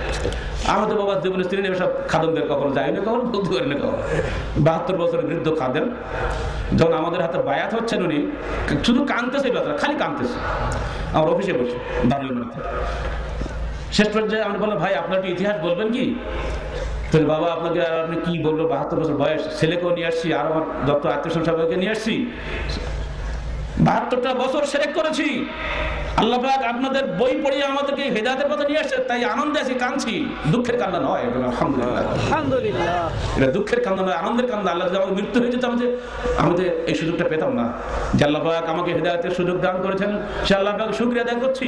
আজকে আমি নওদা পাড়ায় এসেছি, বায়াত নিয়েছি, তাওহীদের দাওয়াত শুনলাম, অন্তরটা ভরে গেছে আমার, তাই সেই আনন্দে আমি কাঁদছি। দুটো কথা বললো যেটা ভোলা যায় না। বললেন, মানুষের আকীদা এমন নোংরা হয়ে গেছে, একটা ছেলে যদি শরীর সুস্থ হয়, রোগ মুক্ত হয়, তখন ওই মুরিদগুলো বলে কি জানেন, যে আমার বাবা খুশি হয়েছে, আমার সন্তান রোগ ভালো হয়ে গেছে, তাই বাড়ি দৌড়ে গিয়ে কবরে 10 টাকা দিয়ে আসে, যাই থাক পকেটে দিয়ে। এইবার সন্তান অসুস্থ হয়েছে, জ্বর 104-5 ডিগ্রি হয়ে গেছে, ওরা দৌড়া আমার বাবা না খুশি হয়েছে, শিখে দৌড়ে গিয়ে টাকা দিয়ে আসে। খুশিতেও বাবা, না খুশিতেও বাবা। আল্লাহ কোথায় থাকলো? আল্লাহ থাকলো মসজিদে, ওখান থেকে ঠিকই তারাবি পড়ে, ওখান থেকে ঠিকই আবার সালাত আদায় করে, ঈদও পড়ে, সবই পড়ে, মিলাদে ভীষণ করে ইয়া নবী সালাম দেয়, কোনো অসুবিধা নেই। তাহলে আরবের কাফেররা খুশিতে ওই কবর একেবারে মূর্তি পূজা করতো, দুঃখের সময় এবার দেখেন ওরা যাচ্ছেন এবার যুদ্ধ করতে মুহাম্মদের বিরুদ্ধে। আবু জাহেল 1000 সৈন্য নিয়ে কাবা ঘরে চলে গেছে, মূর্তির কাছে নয়, কাবার গেলাপ ধরে আল্লাহর কাছে কাঁদছে, ইয়া রব্বে, এই আল্লাহুম্মা ইন কানা মুহাম্মাদুন আলা হাক্কিন ফানসুরহু ওয়া ইন কুননা আলা হাক্কিন ফানসুরনা।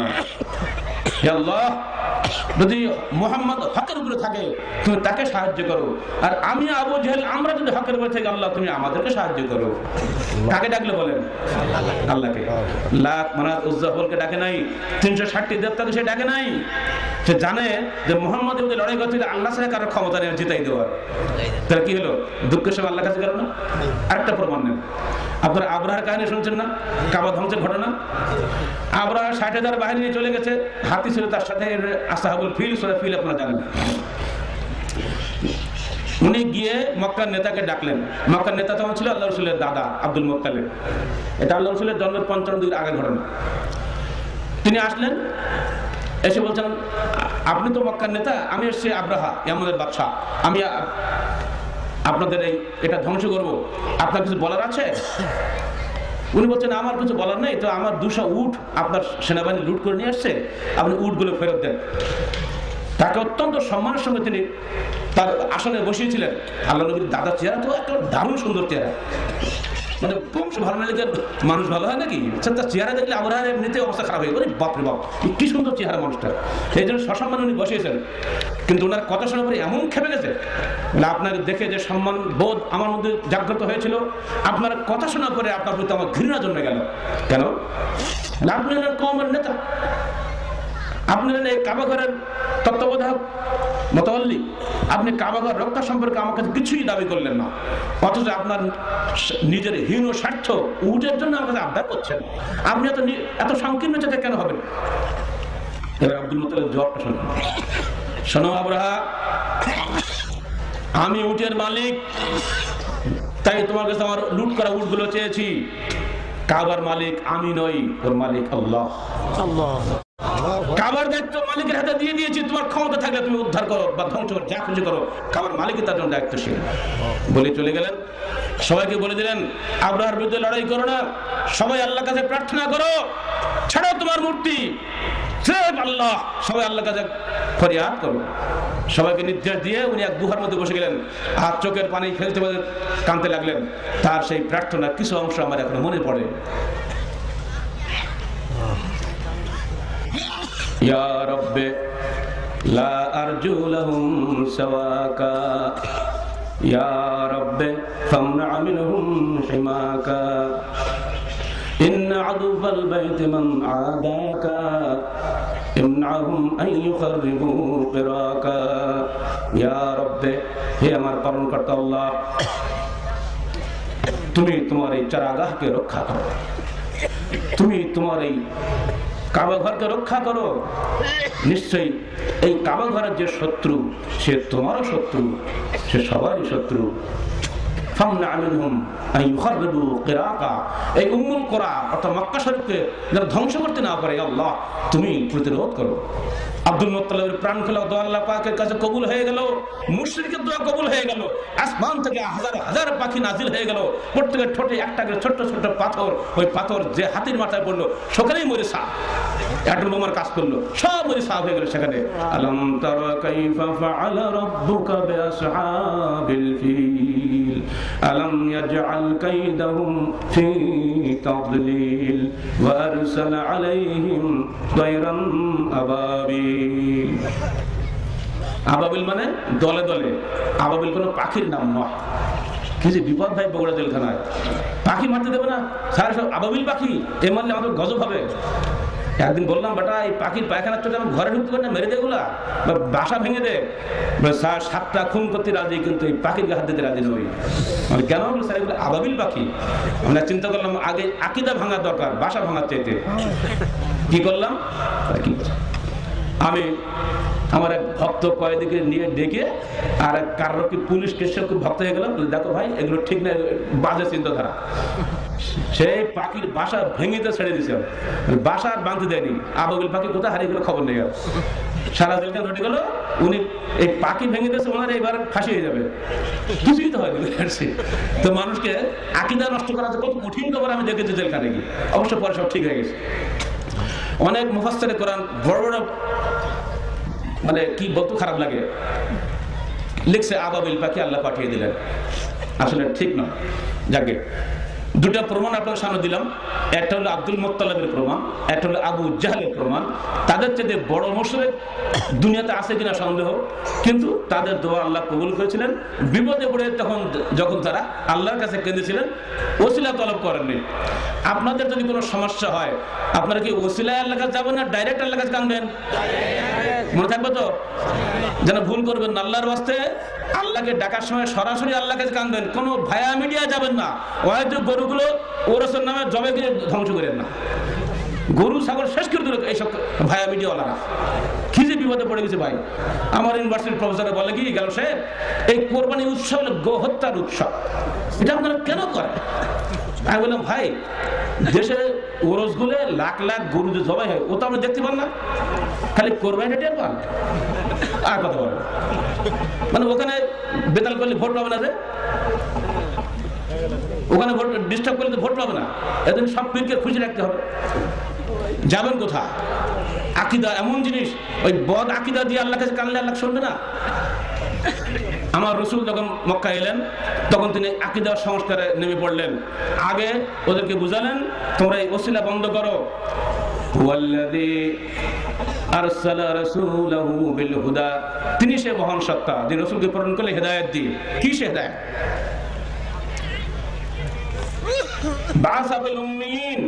নিরক্ষরদের মধ্যে নবীকে পাঠিয়ে দিলেন। কি দিয়ে তিনি ওষুধ দিলেন? ইয়াতলু আলাইহিম আয়াতিহি ওয়া ইউযাক্কিহিম, আয়াত তেলাওয়াত করলেন এবং তাদের নফসকে পবিত্র করলেন।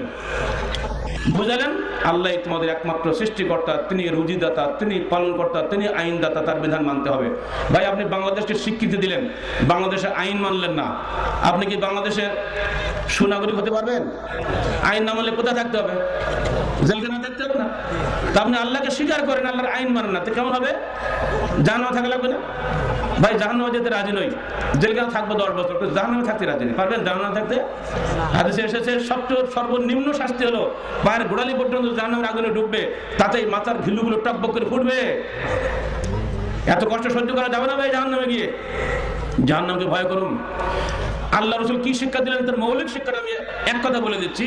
তাওহীদ, রিসালাত এবং আখিরাত, এই তিনটা বিশ্বাস তিনি মানুষের মধ্যে ঢুকিয়ে দিলেন। দেখো আল্লাহ এক, কোন শরীক নাই, ডাইরেক্ট তাকে ডাকো, তিনি তোমার ডাক শুনবেন। 2 নম্বর, আল্লাহর সঙ্গে বান্দার মধ্যে ভায়া মিডিয়া আছে একমাত্র রাসূল, অন্য কোনো মানুষ নয়। অতএব রাসূলের মাধ্যমে আল্লাহর পক্ষ থেকে যে নির্দেশ আসবে সেটা তোমাদের মানতে হবে। ভোটাভুটি করে নেতা হওয়া যায়, ভোটাভুটি করে নবী হওয়া যাবে? নবী আল্লাহর পক্ষ থেকে সিলেক্টেড, আর নেতা আমাদের পক্ষ থেকে ইলেক্টেড। পার্থক্য আছে না? তো আল্লাহর নবী যেটা দিবেন আল্লাহর পক্ষ থেকে ওটা আসবে, আমাদের কাজে সেটা মেনে নিতে হবে। যারাই সেটা মেনে নিয়েছেন তারা হলেন মুসলিম, যারা সেটা মানেননি তারা হলেন কাফের, যারা মেনেছেন কিন্তু আমল করেননি তারা হলো মুনাফিক। কিয়ামতের দিন মুনাফিক এবং কাফের একসাথে জাহান্নামে থাকবে। আমরা ভাই কাফের হতে রাজি নেই, মুনাফিক হতে রাজি নেই। আপনার কোনটা রাজি আছেন বলেন দেখি? মুনাফিক হবেন? মাশাআল্লাহ হবেন না, যেন কথা আল্লাহ যেন কবুল করে নেন, যেন সত্যিকার অর্থে থাকার চেষ্টা করবেন। আল্লাহ আছে, আল্লাহর বিধান মানেন না। আল্লাহকে মানে বিধান মানি না, আল্লাহকে মানে বিধান মানি না, এই বিধান মানে কিন্তু সেই সাথে আরো কিছু করি, যোগ বিয়োগ করি, অর্থাৎ সুবিধা মতো মানে, সুবিধা না হলে মানি না। এই একটা দল আছে। অর্থাৎ এসব ব্যাপারগুলো আমাদেরকে স্ট্রিক্ট থাকা লাগবে, যে আল্লাহর বিধান যা আছে তাই মানবো, যা নাই তা ছাড়বো। এবারে আল্লাহ রাসূলের 23 বছর জিন্দেগি শেষ হয়ে গেল মনে করেন, উনি বিদায় হচ্ছেন, মৃত্যুর 81 দিন আগে উনি বিদায় হয়ে ভাষণ দিলেন। কি ভাষণ দিলেন? তারাকতু ফীকুম আমরাইন লান তাদিল্লু মা মাসসাকতুম বিহিমা কিতাবুল্লাহ সুন্নাতুর রাসূলিহি রাওফিল মুওয়াত্তা বিইসনাদিল মুগদাল ওয়ালাকিন্নাহু হাসান বিশাওয়াইদি কামা কাল শাইখ আলবানী রাহিমাহুল্লাহ। দেখো আমি চলে যাচ্ছি দুনিয়া ছেড়ে, তোমাদের কাছে রেখে যাচ্ছে 2টা বস্তু। যতদিন তোমরা 2 বস্তুকে হাতে দাঁতে আঁকড়ে থাকবে ততদিন তোমরা বিভ্রান্ত হবে না। একটা আল্লাহর কিতাব, একটা তার নবীর সুন্নাহ। নবীর সুন্নাহ কোথায় আছে? হাদিসের মধ্যে লিপিবদ্ধ হয়ে আছে। কোরআন আল্লাহ হেফাজত করবেন, আল্লাহ নিজে ওয়াদা করছেন, ইন্না নাহনু নাযালনা যিকরা ওয়া ইন্না লাহু লাহাফিজুন। আমরা জিকিরকে হেফাজত করব, আমরা তার নাজিল করেছি, আমরা তার হেফাজত করব। রাসূলকে বললেন তুমি মোটে ব্যস্ত হও না, ইন্না আলাইসুম্মা ইন্না আলাইনা বায়ানা, এই কোরআনকে পৃথিবীবাসী মানুষের ব্যাখ্যা দেওয়ার দায়িত্ব আমার। এজন্য কোরআন হাদিস ধ্বংস হয় নাই, তাওরাত ধ্বংস হয়েছে, ইনজিল ধ্বংস হয়েছে, জবুর ধ্বংস হয়েছে। কেন? আল্লাহ পাক এই তিনটা কিতাবের কোনো দায়িত্ব গ্রহণ করেন নাই, তিনি দায়িত্ব নিয়েছেন শুধুমাত্র কোরআন এবং হাদিসের। তাই কোরআন হাদিস অভ্রান্ত হয়ে আছে, কেউ নষ্ট করতে পারে নাই। বহু জাল জয়ীভাবে ঢুকে গেছিল, আল্লাহ পাক একই সঙ্গে কয়েক বছরের মধ্যে ইমাম বুখারী, ইমাম মুসলিম, ইমাম তিরমিজি এই সমস্ত কুতুব সিত্তার মুহাদ্দিসিনকে পাঠিয়ে দিয়ে সমস্ত সহিহ হাদিসকে তিনি হেফাজত করে দিলেন। আপনারা শুনলে আশ্চর্য হবেন, আধুনিক বিজ্ঞান বলছে একটা মস্তিষ্কে একসঙ্গে 3.5 লক্ষের বেশি শব্দ মুখস্থ রাখা সম্ভব নয়। অথচ পৃথিবীর ইতিহাস নির্বাক চিত্তে বিশ্ববিভূত হয়ে দেখলেও ইমাম আহমদ বিন হাম্বল আল বাগদাদি আর শাইবানী রাহিমাহুল্লাহ তিনি একই সঙ্গে 10 লক্ষ হাদিসের হাফেজ হলেন। শুধু হাদিস নয়, হাদিসের সিলসিলা সনদ, তার থেকে শুরু করে রাসূল পর্যন্ত কে কার থেকে শুনেছে তাদের বাপের নাম সহ তার মুখস্থ। এটা কি চারটিকার কথা মনে করেন নাকি? এখানে কয়জন বৃদ্ধ মানুষ আছেন যিনি তার পদ্মাদার নাম বলতে পারেন? বলতে পারবে? দাদা পর্যন্ত আশা করি আমরা সবাই পারবো, পদ্মা দেখতেও হয়তো টেনে টুনি পারবো, তারপরে দাদা কে বলতে পারবেন? অত সস্তা না, যাদের লেখাটাকে আছে তারা হয়তো বলতে পারবে, এমনি কি বলতে পারবে না। অথচ ইমাম আহমদ বিন হাম্বল 10 লক্ষ হাদিসের হাফেজ। সোজা কথা মনে করেন নাকি? ইমাম বুখারী 6 লক্ষ হাদিস, ইমাম মুসলিম 6 লক্ষ হাদিস, আবু দাউদ 4 লক্ষ হাদিস, সব মুহূর্তে সেখানে কাটছাট করে হয়তো কিছু কম হয়েছে, কিন্তু প্রথমে মুখস্থ করতে হয়েছে তাদেরকে। কি ধরনের প্রতিভা তাদের মধ্যে আল্লাহ পাক দান করেছিলেন। হাদিস যখন সব সংগৃহীত হয়ে গেল তখন তাদের মৃত্যু হয়ে গেল। এখন সহিহ হাদিস আপনার আমার সামনে আছে। বলুন, আপনার আব্বা বা আমার আব্বা বা আপনি বা আমি একটা ভুল আমল করে আসছি এতদিন ধরে, এখন আপনার সামনে সহিহ হাদিস মওজুদ আসলো, বুখারী শরীফ খুলে দেখিয়ে দেওয়া হলো, আপনি কি সহিহ হাদিস মানবেন না বাপদাদার আমলের ভুলটা মেনে চলবেন? আল্লাহর রাস্তায় অন্তর থেকে সত্যি কথাটা বলেন, আপনি কি রাসূলের হাদিস মানবেন না বাপদাদার হকের কথা মানবেন? আব্বা আপনার শ্রদ্ধেয়, কিন্তু আব্বা আপনার কবরে যাবেন না, আব্বা আপনার আমলের ভাগিদার হবেন না। কিয়ামতের মাঠে আব্বার আমল এবং আপনার আমল কিন্তু পৃথক থাকবে, একসাথে হবে না, তাই না? অতএব আমাদের দায়িত্ব হলো আপনি যে কাজটি করছেন সহিহ হাদিসে আছে কিনা দয়া করে একটু যাচাই বাছাই করবেন। আপনি বলবেন বাবা আমি কিছুই বুঝি না, আমি মূর্খ মানুষ, অমুক খানকার অমুক পীর ভালো বোঝে, অমুক হুজুর ভালো বোঝে, ঠিক আছে, ওকে, সব ব্যাপারে এক্সপার্ট আছে, এটা সবাই মানি আমরা। কিন্তু যখন পেটের আমাশার ব্যথা ওঠে আপনি প্রথমে ফেলাজিল খান, পেটটা ভালো হলো না, এবার অ্যামোডিস খান, তাতেও ভালো হয় না, এবার ইনজেকশন চালান, এগুলি করেন না? আপনি কি নিজে ওই অ্যামোডিস বানাতে পারেন, ফিলাজিল বানাতে পারেন? পারেন না। এই যে যাচাই বাছাই করে আপনি এই ডাক্তার বাদ দিয়ে আর এক ডাক্তার, ঢাকায় না হয় না সিঙ্গাপুর, আমাদের নেতারা সব তো হাসি লাগলো সিঙ্গাপুর যায়, দেখেন না? এই দৌড়ঝাঁপ কেন করেন? যাচাই বাছাই করার জন্য তো করেন, যদি আমার ওটা তাড়াতাড়ি সারে। তো আপনি কবরের জন্য কেন চিন্তা করবেন না যে আমি যে আমলটা করছি এটা সহিহ না সহিহ যাচাই করে দেখি? এই যাচাই বাছাই করতে গিয়ে আপনি নিজে যদি কিছুই না জানেন, একজন আলেমকে বলবেন ভাই মাওলানা সাহেব এই বিষয়ে সহিহ মাসলা কি, যে আশুরা সিয়াম পালন করব, একদিন করব না 2 দিন করব না, না করলেও হবে, কি করবো বলেন তো দেখি। উনি আপনাকে বলে দিলেন যে ভাই আপনি যে হাদিসটা বললেন এটা সহিহ না জয়ীফ, এটা জিজ্ঞাসা করতে হবে আপনাকে। যে বেগুনটা কিনলেন বাজার থেকে, পোকাওয়ালা না ভালো বেগুন, আপনি ছেলেকে জিজ্ঞাসা করবেন না যে বাবা এটুকু বলতো আপনার আপত্তি নাকি? এটুকু যদি না বলেন ভাই পরে কথা চলে যাবে আপনার। অতএব খুব সাবধানের সঙ্গে পা বাড়তে হবে। আল্লাহ রসুল আমাদেরকে এই নির্দেশ দিয়ে গেছেন, আমি চলে যাচ্ছি দুনিয়া ছেড়ে, কোরআন এবং হাদিস থাকলে এই দুটো আমল করে চলো। এই আমল কি শুধু সালাতের ক্ষেত্রে আর সিয়ামের ক্ষেত্রে আর বিবাহের ক্ষেত্রে না অন্য সমস্ত ক্ষেত্রে আছে বলেন তো ভাই? সব বাচ্চার দিয়ে খালি সালাতে আদায় করার সময় পাক্কা হালাদিস হবো, অন্য বেলা খবিস হবো, এটা হবে নাকি? ব্যবসা করার সময় সুদ করবো, ঘুষ খাবো, ওজনে ফাঁকি দেবো, মাছের ফরমালিন মাখাবো, সবজিতে কিসব মাখাবো এনে দিয়ে তাজা দেখাবো, আর ওদিকে একেবারে কায়দা করে সালাদ আদায় করবো আচ্ছা মতো করে ধীরে ধীরে। এত হাজারি তসবি ভাই আপনারা দেখছেন কখনো? আমি দেখিনি, জেলখানাকে দেখছি হাজারি তসবি, সুবহানাল্লাহ, একটা 1000 তসবি। এমপি মানুষ, ভিআইপি মানুষ, তার কথা বলে কে? বাস 2 দিন হজম করলাম, তারপর 3 দিন শুরু করে দেবেন খেলা। সে হাজারি মাঝে সব বাদ দিতে বাধ্য রাখেন আপনার হাজারি। এই আঙুলগুলো কবরে যাবে, হাজারি তসবিহ কবরে যাবে না বেটা, ছাড়ো। নিজের আঙুলে গিরা দিয়ে গণনা করো, গণনা 1000 থেকে 10টা কম হলে তো যায় আসে না, আল্লাহ তোর অন্তর দেখে, গণনা দেখে না। বাস আলহামদুলিল্লাহ উনি বুঝে গেলেন বিষয়টা, কেন মানুষ তো বুঝে গেলেন। 3 বার এমপি অত সহজে এমপি হওয়া যায় না, বুঝে গেলেন, হাজারি বাদ হয়ে গেল। গত পরশুদিন একজন হজ করে এসেছে আমার বাসায়, আমাদের একজন কর্মী এসে বলতে, স্যার আপনার হজ ওমরা বইয়ের মধ্যে জমজম পানি খাওয়ার দোয়াটা তো নাই। তা আমি ওখানে যে একজন বড় আলমের জমজম পানি খাওয়ার দোয়া দেখলাম, সবাই বুঝতে পারছে, আমি বুঝতে পারলাম, তাকে ভুল করলাম নাকি? আমি কি দোয়াটা বলেন তো বললো। আচ্ছা রাখেন, আমার বলতে ওটা কেন নেই আমি একটু যাচাই করি। অনেক আগে লেখা তো, 8 বছর আগে লেখা। যে কম্পিউটার ছেলেকে বললাম বাবা টেপ দেখি, হাদিসটা বের করতে, তো 1 মিনিটও লাগেনি, হাদিস টিপে বের করলো। ওরে বাবা রে, আসার তো জয়ী হাদিস তো আমার বলতে ঢুকবে না, জেনে শুনে অন্তত, সেজন্য ঢুকিনি। তো সুবহানাল্লাহ, আমি তো খুব ভুল করে আসলাম। তাহলে দেখেন অবস্থা। এই যে যাচাই বাছাইটা করলাম, এটা কেন বললাম? যে বইতে আমি যদি ভুল লিখি, সমস্ত গুণ আমার আমলে লেখা হবে না, তো যাচাই করার দায়িত্ব আমার। এরপরও যদি ভুল হয়, পাঠকরা আমাদের ভুল ধরে যদি দেন, নেকিটা সম্পূর্ণ পাঠক পাবেন, আর আমি যদি ওটা মেনে চলি আমিও পাবো। তো ভুল শুদ্ধটা হতেই থাকবে, ভুলকে স্বীকার করার মধ্যে কোনো কাপুরুষতা নাই, ভুল স্বীকার করার মধ্যে বরং সাহস আছে, গর্ব আছে। অর্থাৎ ভুল স্বীকার করে সঠিকটা গ্রহণ করার মধ্যে ঈমান নিহিত আছে। যদি আল্লাহ নবীর বংশের লোকেরা নবীর দাওয়াতকে কবুল করতেন, তাহলে তার উপরে কষ্ট হতো না। আমরা এই দেশের মানুষকে বলেছি, ভাই সকল বিধান বাতিল করো, ওহির বিধান কায়েম করো। এটাই আপনাদের আপত্তি আছে নাকি এই কথার মধ্যে? ওহি মানে ওই যে আসমান থেকে যেটা আসে, কোরআন এবং হাদিস। আমরা বলেছি সকল বিধান বাতিল করো, ব্যাখ্যা টাখ্যা দরকার নেই, আমরা বুঝি ওগুলো কি। যদি কোনো পলিটিক্যাল লিডার আমাদের সামনে ব্যাখ্যা আসতে চান, আলহামদুলিল্লাহ সারা দিন রাত তার সঙ্গে সময় দিতে রাজি আছি, এবং ওই বড় বড় ভিআইপিদের সঙ্গে থেকে এসেছি, মন্ত্রী এমপি সব দেখলাম, পলিটিক্যাল জ্ঞান কার মাথায় কতটুকু আছে সেটাকে আমরা টের পেয়ে গেছি। অতএব ওই সমস্ত বুদ্ধিশুদ্ধি দিয়ে আমাদের সামনে টিকবেন না।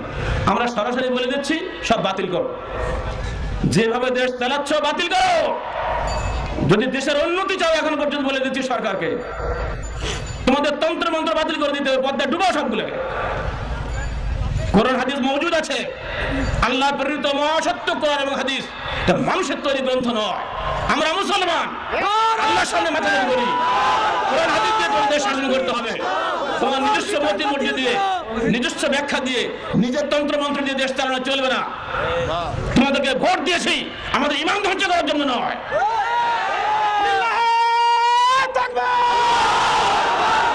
বিধান বাতিল করো, বিধান কায়েম করো, হাদিস আন্দোলন। আন্দোলনের গাইড বুক দুটা জিনিস। কে বলছে কথাটা? অক্সফোর্ড ইউনিভার্সিটির স্বনামধন্য প্রফেসর হ্যামিল্টন এয়ার গিভ এবং তার সাথীরা বলছেন, আহলে হাদিস, the followers of prophetic traditions who try to go back to restore the original simplicity and purity to faith and practices. আহলে হাদিস তারাই যারা নবীর হাদিসের সরাসরি অনুসারী, যারা পিছন দিকে ফেরত যেতে চায় ইসলামের মৌলিক সরলতা এবং স্বচ্ছতাকে পুনরুদ্ধার করার জন্য। আমরা মডার্ন ইসলামে বিশ্বাসী নই, আমরা মডারেট ইসলামে বিশ্বাসী নই। ইহুদি নাসারাদের মন্ত্রতন্ত্রের সঙ্গে আপোষ করে ইসলাম কায়েম করার ইচ্ছা আমাদের নাই। আমরা বোমা মারি ইসলাম কায়েম করতে চাই না, আমরা মানুষের হৃদয়ে জয় করে ইসলাম কায়েম করতে চাই। মানুষের আকীদা পরিবর্তন করে ইসলাম কায়েম করতে হবে। আপনারা মনে করছেন আহলে হাদিস আন্দোলন বোমার আন্দোলন, তাই না? যারা বলে তাদের সাথে মিথ্যাবাদী বাংলাদেশের একটাও না। মিথ্যাচার যারা করেছ, দুনিয়াতেও শাস্তি পাচ্ছ, আরো পেতে হবে। এই সরকার যদি আহলে হাদিসের বিরুদ্ধে জুলুম করে, তোমাদের অবস্থা আগের সরকারের মতোই হবে। জালেম কখনো টিকতে পারবে না। ফেরাউন ডুবে মরেছে আশুরার দিনে, আমি বলে যাচ্ছি এখানে তোমরাও ডুবে মরবে এই আশুরার দিনে যদি তোমরা মুসাদের বিরুদ্ধে সংগ্রাম করো। আহলে হাদিস আন্দোলন কোনো পয়সার আন্দোলন নয়। দুনিয়ায় কিছু পেতে আমরা আসি নাই, আমরা এমপি মন্ত্রীদের ভাগ বসাইতে আসি নাই, কারোর বিল্ডিং এ ভাগ বসাইতে আসি নাই। আমরা এসেছি শুধু একটাই মাত্র কারণে, পবিত্র কোরআন এবং সহিহ হাদিসের আলোকে জীবন গড়ি। জয়ীফ জাল হাদিস ছুটি ফেলে দেয় একদিকে। আমরা চাইবো সির্ফ কোরআন এবং সহিহ হাদিস, না খেয়ে থাকবো তবু খাঁটি বেগুন খাবো, পোকা বেগুন 1 কেজি খাতে রাজি নই। আহলে হাদিস আন্দোলনের এই দাওয়াত দিয়ে বাংলার জমিনে 1978 সালে 5ই ফেব্রুয়ারি থেকে আহলে হাদিস যুব সংঘ এবং আহলে হাদিস আন্দোলন বাংলাদেশ কাজ করে যাচ্ছিল। কারো কারো সমস্যা হচ্ছিল বোধহয়। রংপুরে পরশুদিন যাব, সেখানে গিয়ে বলাই ভালো নাকি এখানে বলেই দেবো ভাই মিলাদের 20 মণ দিয়েছে জিলাপি রংপুরের লোক। কালকে যে রংপুরে যে বলাই ভালো হবে নাকি 20 মণ জিলাপি কি লোক সামলানো জানি বলবে সারা পাবে। ওরে সুবহানাল্লাহ, মিলাদে অস্থির। সে মিলাদ গেল কোথায়? মিলাদ প্রসঙ্গ লিখলাম মসজিদে গোপনে গোপনে সালাতের পরে মেম্বার আবার রেখে আসা শুরু করলাম রাজশাহীতে। সারা দেশে এই কারবার শুরু হয়ে গেল। আহলে হাদিসরা সবাই বিরোধ করে ঢাকাতে বিরিয়ানি খায়, অন্যরা হালুয়া রুটি খায়, আবার ছোকটা আহলে হাদিসরা বিরিয়ানি খায় রাস্তা বন্ধ করে। বন্ধ করলাম রাত্রিবেলা গিয়ে মসজিদ দরজা তালা মেরে। এই সমস্ত কাজকাম করতে করতে একসময় চিন্তা তাই তো একটা সংগঠন করে ফেলে দিই, করলাম আহলে হাদিস যুব সংঘ। সারা বাংলাদেশে শুরু হয়ে গেল খেলা। যারা এগুলো হালুয়া রুটি খাইতো তারা কি সহজ আমাদের ছাড়বে নাকি? রোকসতে 2000 টাকা 5000 টাকা, আর হালুয়া রুটি আলাদা আছেই। হালুয়া রুটি গেল, শবে বরাত গেল। এই এখন তাজিয়া মিছিল শুরু হবে রাজশাহী থেকে বরকত হোসেনের রুটি, জানেন হোসেনের কেক বহু টাকা দাম। খালেদার কেক কত বড়, এক টেবিল ভরা, সকল মিলে কেটে খাইলেন সাথে। দেখেননি পত্রিকা আপনারা? তো খালেদার কেক যদি মন খালি হয় তো হোসেনের কেক তো 10 মণ হবে। রাজশাহী মার্কেটে এই হোসেনের কেক বিক্রি হওয়া শুরু হয়েছিল। লিখলাম ওর বিরুদ্ধে বিজ্ঞাপন আচ্ছা মতো। আলহামদুলিল্লাহ বন্ধ হয়ে গেছে আস্তে আস্তে সব। ফলে এই সমস্ত অন্যায় অপকর্ম যারা করতো তারা কিন্তু কোনো রাজনৈতিক নেতা নয়, তারা আপনার আমার মতো টুপিওয়ালা দাড়িওয়ালা পাগড়িওয়ালারা করতো। এই হুজুররা কি আমাদের ছাড়বে নাকি? অতএব গেল সে কাফের হয়ে গেল। কবে দিল? 1997 সালে কাফের ফতোয়া দিয়ে আমার দিল্লির সমস্ত পত্র পত্রিকা। আমি 97 সালের কাফের, এক যুগে এখন বেঁচে আছি আমি এখনো, আপনারা আমাকে মারেননি। অপরাধ কি ছিল? লা ইলাহা ইল্লাল্লাহ মুহাম্মাদুর রাসূলুল্লাহ কালেমা তাইয়্যিবা 9 বলেছিলাম। আরবি কায়দা লিখলাম কালেমা তাইয়্যিবা হলো লা ইলাহা ইল্লাল্লাহ পর্যন্ত। মুহাম্মাদুর রাসূলুল্লাহ যোগ দিলে ওটা হলো কালেমা শাহাদাত। লা ইলাহা ইল্লাল্লাহ মুহাম্মাদুর রাসূলুল্লাহ কালেমা শাহাদাত। এর জিকির করা যাবে না, আল্লাহর জিকির করা যাবে, মুহাম্মাদের জিকির করা না জায়েজ। সৃষ্টিকর্তা এবং সৃষ্টি কখনো একত্রে জিকির আসতে পারে না। সমস্ত মৌলবীরা ওয়াজের সময় সুরের তালে তালে লা ইলাহা ইল্লাল্লাহ মুহাম্মাদুর রাসূলুল্লাহ বলতো না, সুরের তাল ভেঙে গেল, সর্বনাশ গেল, সে বড় অন্যায় করলো, অত গেল সব হয়ে গেল কাফের। বুঝতে পারছেন? পুত্রীর ব্যাপারে যৌতুকের অত্যাচারে মা বোনরা বাঁচত না, হিল্লা করে করে মেয়েদের ইজ্জত নষ্ট করা হচ্ছিল। লিখলাম তালাক ও তাহলিল আর্টিকেল লিখলাম, পরে বই লিখলাম। 2000 সালে হাইকোর্ট আমাদের নওগাঁ হিল্লার ব্যাপারে ফতোয়া দিল, সমস্ত ফতোয়া নিষিদ্ধ। হুজুরা সব খেপে গেলেন। যত ইসলামী দল আছে সমস্ত দলের পক্ষ থেকে বিবৃতি আসতেই লাগলো। আমরাও একটা ছোটখাটো যাই হোক সংগঠন চালাই। আমার কাছে এসে হাজির ডিপার্টমেন্টে, আমি তখন চেয়ারম্যান ডিপার্টমেন্টে, স্যার আপনার একটা বিবৃতি আমরা চাই। আমি বললাম শর্ত আছে। কি শর্ত স্যার? আমি যা লিখবো ওই একটা কানিকুনি তুই পাল্টাতে পারবা না, তুমি যদি ইচ্ছে হতো ঘুরিয়ে ফিরিয়ে লিখবা। পত্রিকার কাজ তো সেটাই।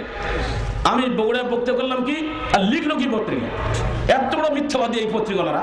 আল্লাহ তো কোন জাহান্ন বেরোতো আল্লাহ বলবেন, আলাদা জাহান্ন বাংলা কত। যাই হোক আমি বললাম আমার একটা লাইন পাল্টাতে পারবো না। স্যার শর্ত মেনে নিলাম, লিখে দিলাম। হাদিসের অধ্যায় অনুচ্ছেদ পৃষ্ঠা উল্লেখ করে দিয়ে লিখে দিলাম। কি লিখলাম? লানাল্লাহুল মুহাল্লিলা ওয়া মুহাল্লিলাহু। আল্লাহ আকবরকুম বিতাসিল মুস্তাআব।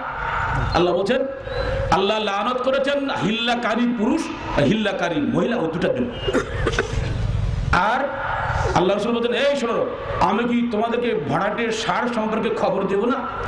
মানে যে পুরুষটাকে এক রাতে এনে বিয়ে দেওয়া হয় ওই পুরুষটাকে আল্লাহ নবী ভাড়াটের সার বললেন।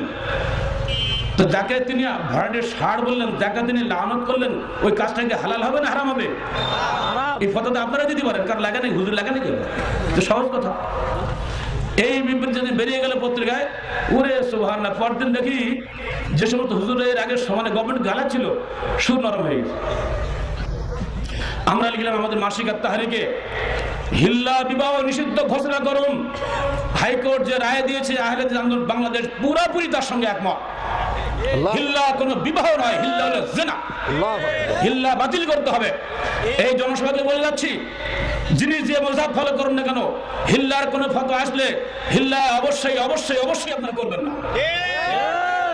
কোনো সরকার লাগবে না। পরকালের ভয়ে ইনশাআল্লাহ কোন মুসলমান স্বামী স্ত্রী হিল্লা থেকে ইনশাআল্লাহ বিরত থাকবে বলে বিশ্বাস করুন। থাকবেন না আপনারা? হিল্লার মূল উৎস কি জানেন? এক মজলিসে 3 তালাক গণ্য করে হিল্লার মূল কারণ। ভাই রাগ করে এমন সময় মানুষ তো তালাক দেয়, তো তালাক বাস হয়ে গেল, বসে এতই সস্তা। কোরআন বলছে বেটা তুই 3 মাসে 3 তালাক দে। ওরা কোরআন টোরআন কিছুই মানে না। না একসঙ্গে 3 তালাক বলেছে অত তালাক হয়ে গেল। আমি আপনাদের বলছি ভাই, দৈনিক কয়েক তো সালাত ফরজ বলেন তো? ভালো কি বলেন, একটু আসতে পারছেন কেন? মানে অনেকে 5 তো জানেও না রে ভাই, সালাতে তো পড়ে না। 5 নাকি 3 খবর দেখো। বলেন দৈনিক 5 ওয়াক্ত নামাজ ফরজ, 5 ওয়াক্ত সালাত ফরজ, ঠিক তো? আমি বললাম 5 কি 5 ওয়াক্ত হয়ে গেল? হয়নি? 5 তো বললাম। 3 মাসে 3 তালাক দেওয়া ফরজ নিয়ম। আমি বললাম তালাক 3 মাসে 3 তালাক হলো। আমাদের উল্টা বোঝা কি জানেন? একটা কলা গাছ 3 কবে কাটলেও যা, 1 কবে কাটলেও তা, অতএব বউ তালাক যা। এতই সস্তা না? আমার 10 বছরই বউ, 4-5টা সন্তানের মা বাবা পেটে করে কান্দে, আর আমি বই চলে যাবে? এতই সস্তা। ইসলাম হতে পারে? কোরআন বলছে বেটা 3 মাস চিন্তা কর, গবেষণা কর, ভেবে দেখ তুই বউটা রাখতে পারবি কিনা। একটা সংসার ভাঙতে ইসলাম কখনোই চায় না। ইসলাম সবসময় দাম্পত্য জীবনের সুখ শান্তি কামনা করে। ইসলাম কখনো বিচ্ছিন্নতা চায় না। আর এই 3 মাসে 3 তালাক গণ্য করার কারণেই তখন ওই স্বামী স্ত্রী যখন 2 দিন পরে আমার মনটা দুর্বল হয়ে যায়, আবার যখন স্বামী স্ত্রী মিলতে চায়, তখনই এই সমস্যা ঘটে। কি করে মিলানো যায়? তখন বুদ্ধি খাটায়। একটা পুরুষ লোক নিয়ে এক রাত্রে বোর্ডের সঙ্গে রেখে পরদিন আবার ওই তালাক দেবে, তাহলে তুমি হালাল করতে পারবা। এই কথা বলতে তো ভাই লজ্জা লাগে ভাই। এই 1 গ্লাস পানি যদি আপনার সামনে দেই, এই পানি যদি পাশের লোক খাই এটু করে আমার সামনে দেয়, আমি খাবো? মনটা কেমন লাগবে না? আরে বেটা তোর বউ একদম রাতে এটু করে 2টা খাবি? খালি মারির দরকার না এসব মৌলবীগুলো। হিল্লা কোনো বিবাহ নয়। আবার বলতে হিল্লা কোনো বিবাহ নয়, হিল্লা কোনো বিবাহ নয়। হিল্লা পরিষ্কার জিনা জিনা জিনা। এই কথা বলার পরে হিল্লার অবস্থা প্রায় শেষ। বলি আপনাকে একটা ঘটনা। ঈদের পরের দিন রাত্রিবেলা ফোন আসছে বরিশাল থেকে। মেহেন্দিগঞ্জ আছে না বরিশাল, ওখান থেকে ফোন করছে, জীবনে ভাই মেহেন্দিগঞ্জ যায়নি, তারা কখন আমাদের দেখেনি। তা দূর থেকে আমাদের বই পড়ে তাহারি পড়ে আহলে হাদিস হয়ে গেছে, তাদের উপরে বড় জুলুম। এলাকার মুফতি সাহেবরা এতই ফতোয়ায় উস্তাদ, তাদেরকে মসজিদে বের করে দিয়েছে। তাদের সঙ্গে খানাপিনা নিষিদ্ধ, আকিকা দাওয়াত নেই, বিবাহ শাদীতে দাওয়াত নেই, কোনো লামজাবি হয়ে গেছে। ওরা মুসলমান নেই এখন, কিন্তু বেটার পড়েছে বিপদে। এই ঈদের কয়েকদিন আগে 4টা হিল্লার ঘটনা ঘটেছে। সেই হিল্লার যে মানে যাকে হিল্লা দিবে, আসলে ভাই কোনো পুরুষ লোক বা মেয়ে লোক হিল্লা করতে চায় নাকি? ভিতর থেকে চায় না কিন্তু কেউ। হুজুরদের পাল্টা, আর হুজুরা ফতোয়া দেওয়ার কি করবে? ধর্মের কারণে করে। ওরা চলে আসছে, যারা আগে এদের মারতো, তারা এসে এই তোরা তো আহলে হাদিস হলি, তোদের মোজাবে কি হিল্লা টিল্লা আসে রে? হিল্লা বিল্লা কি? আমরা হিল্লা টিল্লা করি না। তা তুই তো বললি, তো তোর দলিল পত্র কিছু আছে? বলে কিসের দলিল? লামাল তুষি খাই, নৌকা চড়ি খাই, কিসের দলিল? তা তুই কি জানলি? বলে আমি স্যার বই আছে আমাকে, স্যার তালাক তাহলিল বই আছে। তা তোর বাংলা পড়তে পারিস তো? হ্যাঁ পারবো, বইটা দিবি তো দেবো। বই নিয়ে গেছে। আর তাহারিকের ফতোয়া ছিল গত 2-3 মাস আগে, তাহারিকটাও নিয়ে গেছে। 11 দেশে 12-14 মুফতি আছে, সবাইকে দেখাইছে। দেখো আমরা কিন্তু হাদিস কোরআন বুঝি না, মুক্তি তো হয়েছে মানে আরবিটারি বলছো, অত কালা কালা আমরা সব বুঝি শুধু না।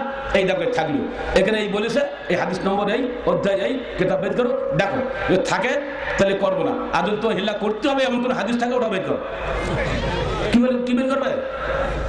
খালি মুখ আসে করতে পারে, এ করতে গেল, ফেতনা করতে আসলো, গেল সব বই এখানে কেমন করে আসলো। হ্যাঁ বরিশাল না, বরিশাল কোথায় থাকে, রাজশাহী পড়ে, এখানে বই কেমন করে আসলো?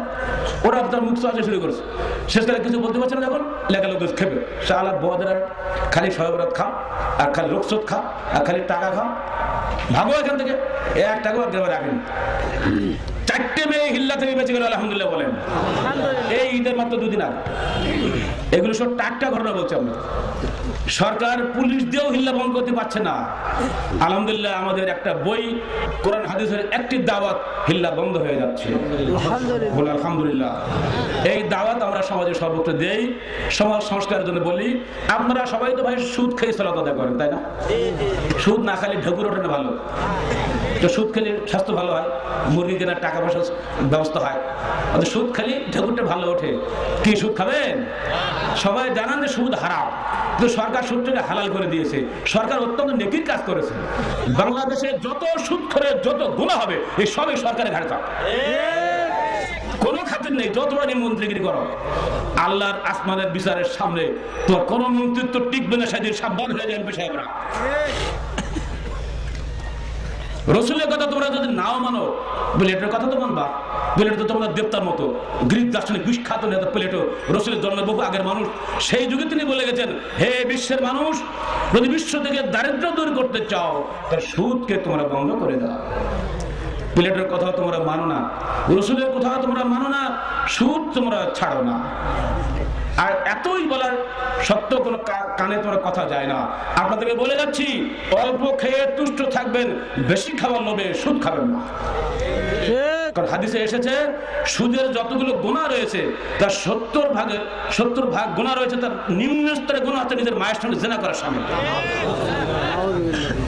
কোরআনে 7টি আয়াতে সুদের বিরুদ্ধে কথা এসেছে, 40টা হাদিসে সুদের নিষিদ্ধতা এসেছে। এরপরেও কোন মুসলমান কি সুদ খাবে?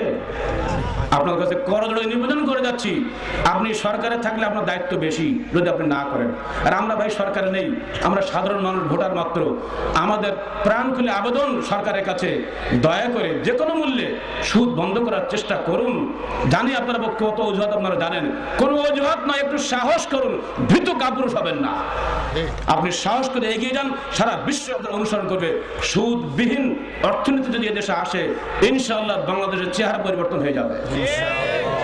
আল্লাহ পাক আমাদের সবাইকে পবিত্র কোরআন ও সহিহ হাদিস অনুযায়ী আমল করার তৌফিক দান করুন। আহলে হাদিস আন্দোলন বাংলাদেশ, বাংলাদেশের গ্রামে গঞ্জে শহরে বন্দরে এমনকি বিদেশে গিয়েও, শ্রীলঙ্কার রাজধানীতে গিয়েও আমরা এই কথাটাই বলে এসেছি। কুয়েতে গিয়েও এই বক্তৃতাই করেছি, সর্বত্র একই কথাই বলেছি, কোরআন এবং হাদিস বাদ দিলে আর কিছুই থাকবে না। আল্লাহ রাসূল বলছেন 5টি কথা, খুবই সুন্দর এবং আরবিটা এত গ্রামাটিক্যাল হয়েছে। আল্লাহ রাসূল বলছেন, ইত্তাকুল্লাহ রাব্বাকুম ওয়া সাল্লু খামসাকুম ওয়া সুমু শাহরাকুম ওয়া আদ্দু যাকাতা আমওয়ালিকুম ওয়া আতিউ যা আমরিকুম তাদখুলু জান্নাতা রাব্বিকুম। রাওয়াহু তিরমিজি। কত চমৎকার, মনে হচ্ছে কবিতা পড়লাম, তাই না? আসলে তো কবিতা নয়। তোমরা তোমাদের পালনকর্তা আল্লাহকে ভয় করো, তোমরা 5 ওয়াক্ত সালাত আদায় করো, তোমরা রমজান মাসের সিয়াম পালন করো, তোমরা যাকাত আদায় করো, তোমরা তোমাদের শাসকদের আনুগত্য করো, অতঃপর তোমাদের প্রভুর জান্নাতে প্রবেশ করো। বলুন সুবহানাল্লাহ। এই 5টা জিনিস করলেই জান্নাতে প্রবেশ করার হুকুম দিচ্ছেন আল্লাহ। দুর্ভাগ্য দেশে সরকারের বিরুদ্ধে বিদ্রোহ করাটাই বড় ইবাদত মনে করা হয় না। যদি সরকারের আনুগত্যই না করে, সরকার দেশ চালাবে কেমন করে? অতএব বিষয়গুলো খেয়াল রাখতে হবে। হাদিস কিন্তু আল্লাহ রাসূলের, আমাদের বানাওয়াট হাদিস নয়, সহিহ হাদিস। আহলে হাদিস আন্দোলন বাংলাদেশ সরকারের কাছে দাবি করে সরকারের বিরুদ্ধে বিদ্রোহ করাকে নিষিদ্ধ মনে করে হাদিসের কারণে। অতএব সরকারি বিরোধিতা করা, বোমা মেরে সরকারি লোকদের ক্ষতি করা, সরকারি প্রতিষ্ঠান ধ্বংস করা, এগুলো যারা করবেন হাদিসটা মনে রাখবেন, মান হামালা আলাইনা সালাহ ফালাইসা মিন্না। যে ব্যক্তি অস্ত্র উত্তোলন করলো সে মুসলমান থেকে খারিজ হয়ে গেল। সাবধান, হাদিসগুলো মনে রাখবেন। যারা তরুণ ছেলে আছে সাবধান থেকো, মদ খেও না, মদের দেশ শের হয়ে গেল। রাসূল বলতেন কুল্লু মুসকিরিন হারাম। ছোট্ট হাতে বলো তো, কুল্লু মুসকিরিন হারাম। 3টা মাত্র শব্দ মুছতে হবে না মুসলমান ভাই। একটা হাদিস অন্ত আজকে মুছতে চলে যান। বিভিন্ন যারা ইয়ং ছেলে মেয়ে যারা আছো, আমার সঙ্গে হাদিসটা বললে একটু মনে একটু ভালো লাগবে তোমাদের। কুল্লু মুসকিরিন হারামুন, কুল্লু মুসকিরিন হারামুন। যাবতীয় মাদক দ্রব্য হারাম। এই হাদিসটা বাবা সবসময় মনে রেখো। জেলখানে বড় দুঃখে ছিলাম, কিশোর ওয়ার্ডের ছোট ছোট বাচ্চা ছেলে পেলে হিরোইন ফেন্সিডিল নিয়ে ওরা অনেক বহনকারী, ওরা কিছুই বোঝে না। বড় বড় লোকেরা তাদেরকে বহন করার জন্য ঢাকায় পাঠায়, 400 টাকা করে দেয়, পুলিশে ধরে এই বাচ্চাগুলো, গরিব বাচ্চাগুলোকে জেলে ঢুকায়। আসল গডফাদাররা ঠিকই জায়গায় বসে থাকে। অতএব মাদকতা থেকে দেশকে মুক্ত করতে হবে, সুদের হিংস্র থাবা থেকে দেশকে মুক্ত করতে হবে। আর এই দল ও প্রার্থী ভিত্তিক নেতৃত্ব নির্বাচন ব্যবস্থা হলে এই দেশের সামাজিক বিশৃঙ্খলার মূল কারণ, সারা বিশ্বে একটাই মাত্র কারণেই আজকে মানুষের মধ্যে অশান্তি আসছে। এ থেকে দূরে থাকতে হবে। হাদিস বলেছে নেতৃত্ব চেয়ে নেওয়া যাবে না, নেতৃত্বের লোভ করা যাবে না, নেতৃত্বের আকাঙ্ক্ষাও করা যাবে না। যারা নেতৃত্ব চেয়ে নেয় তাদের নেতৃত্ব দিও না। আর এদের নেতৃত্ব চাওয়াটা ফরজ হয়ে গেছে। আলহামদুলিল্লাহ আগামী দিন এমনটা আসছে যেদিন এটা এগুলো থাকবে না। ইতিমধ্যে ডেনমার্ক বা অন্য অনেক রাষ্ট্র শুরু হয়ে গেছে, ইলেকশন দিন ছুটি পর্যন্ত হয় না, মানুষ আসে ভোট দিয়ে চলে যায়, কোনো খবর নাই, কোনো প্রার্থী কোনো ক্যানভাসার কিচ্ছু নাই। ওই দিনটা ফিরিয়ে আনার জন্যই আহলে জান্নাত বাংলাদেশ সবাইকে বলে এই চাওয়া আর প্রার্থীটাই হলো আমাদের মারামারি এবং হানানির অন্যতম প্রধান কারণ। এখান থেকে আমাদের দূরে থাকতে হবে। আমাদেরকে সার্বিক জীবনে কোরআন এবং হাদিসের অনুসারী হতে হবে, শুধু সালাত এবং সিয়ামের জীবনে নয়। মনে থাকবে তো? আল্লাহ পাক আমাদের সকল ভাইকে পবিত্র কোরআন এবং সহিহ হাদিসের আলোকে জীবন গড়ার তৌফিক দান করুন। আমিন। আকুলু কওলি হাযা আস্তাগফিরুল্লাহ লি ওয়া লাকুম ওয়া লিসাইরিল মুসলিমিন। আসসালামু আলাইকুম ওয়া রাহমাতুল্লাহি ওয়া বারাকাতুহু।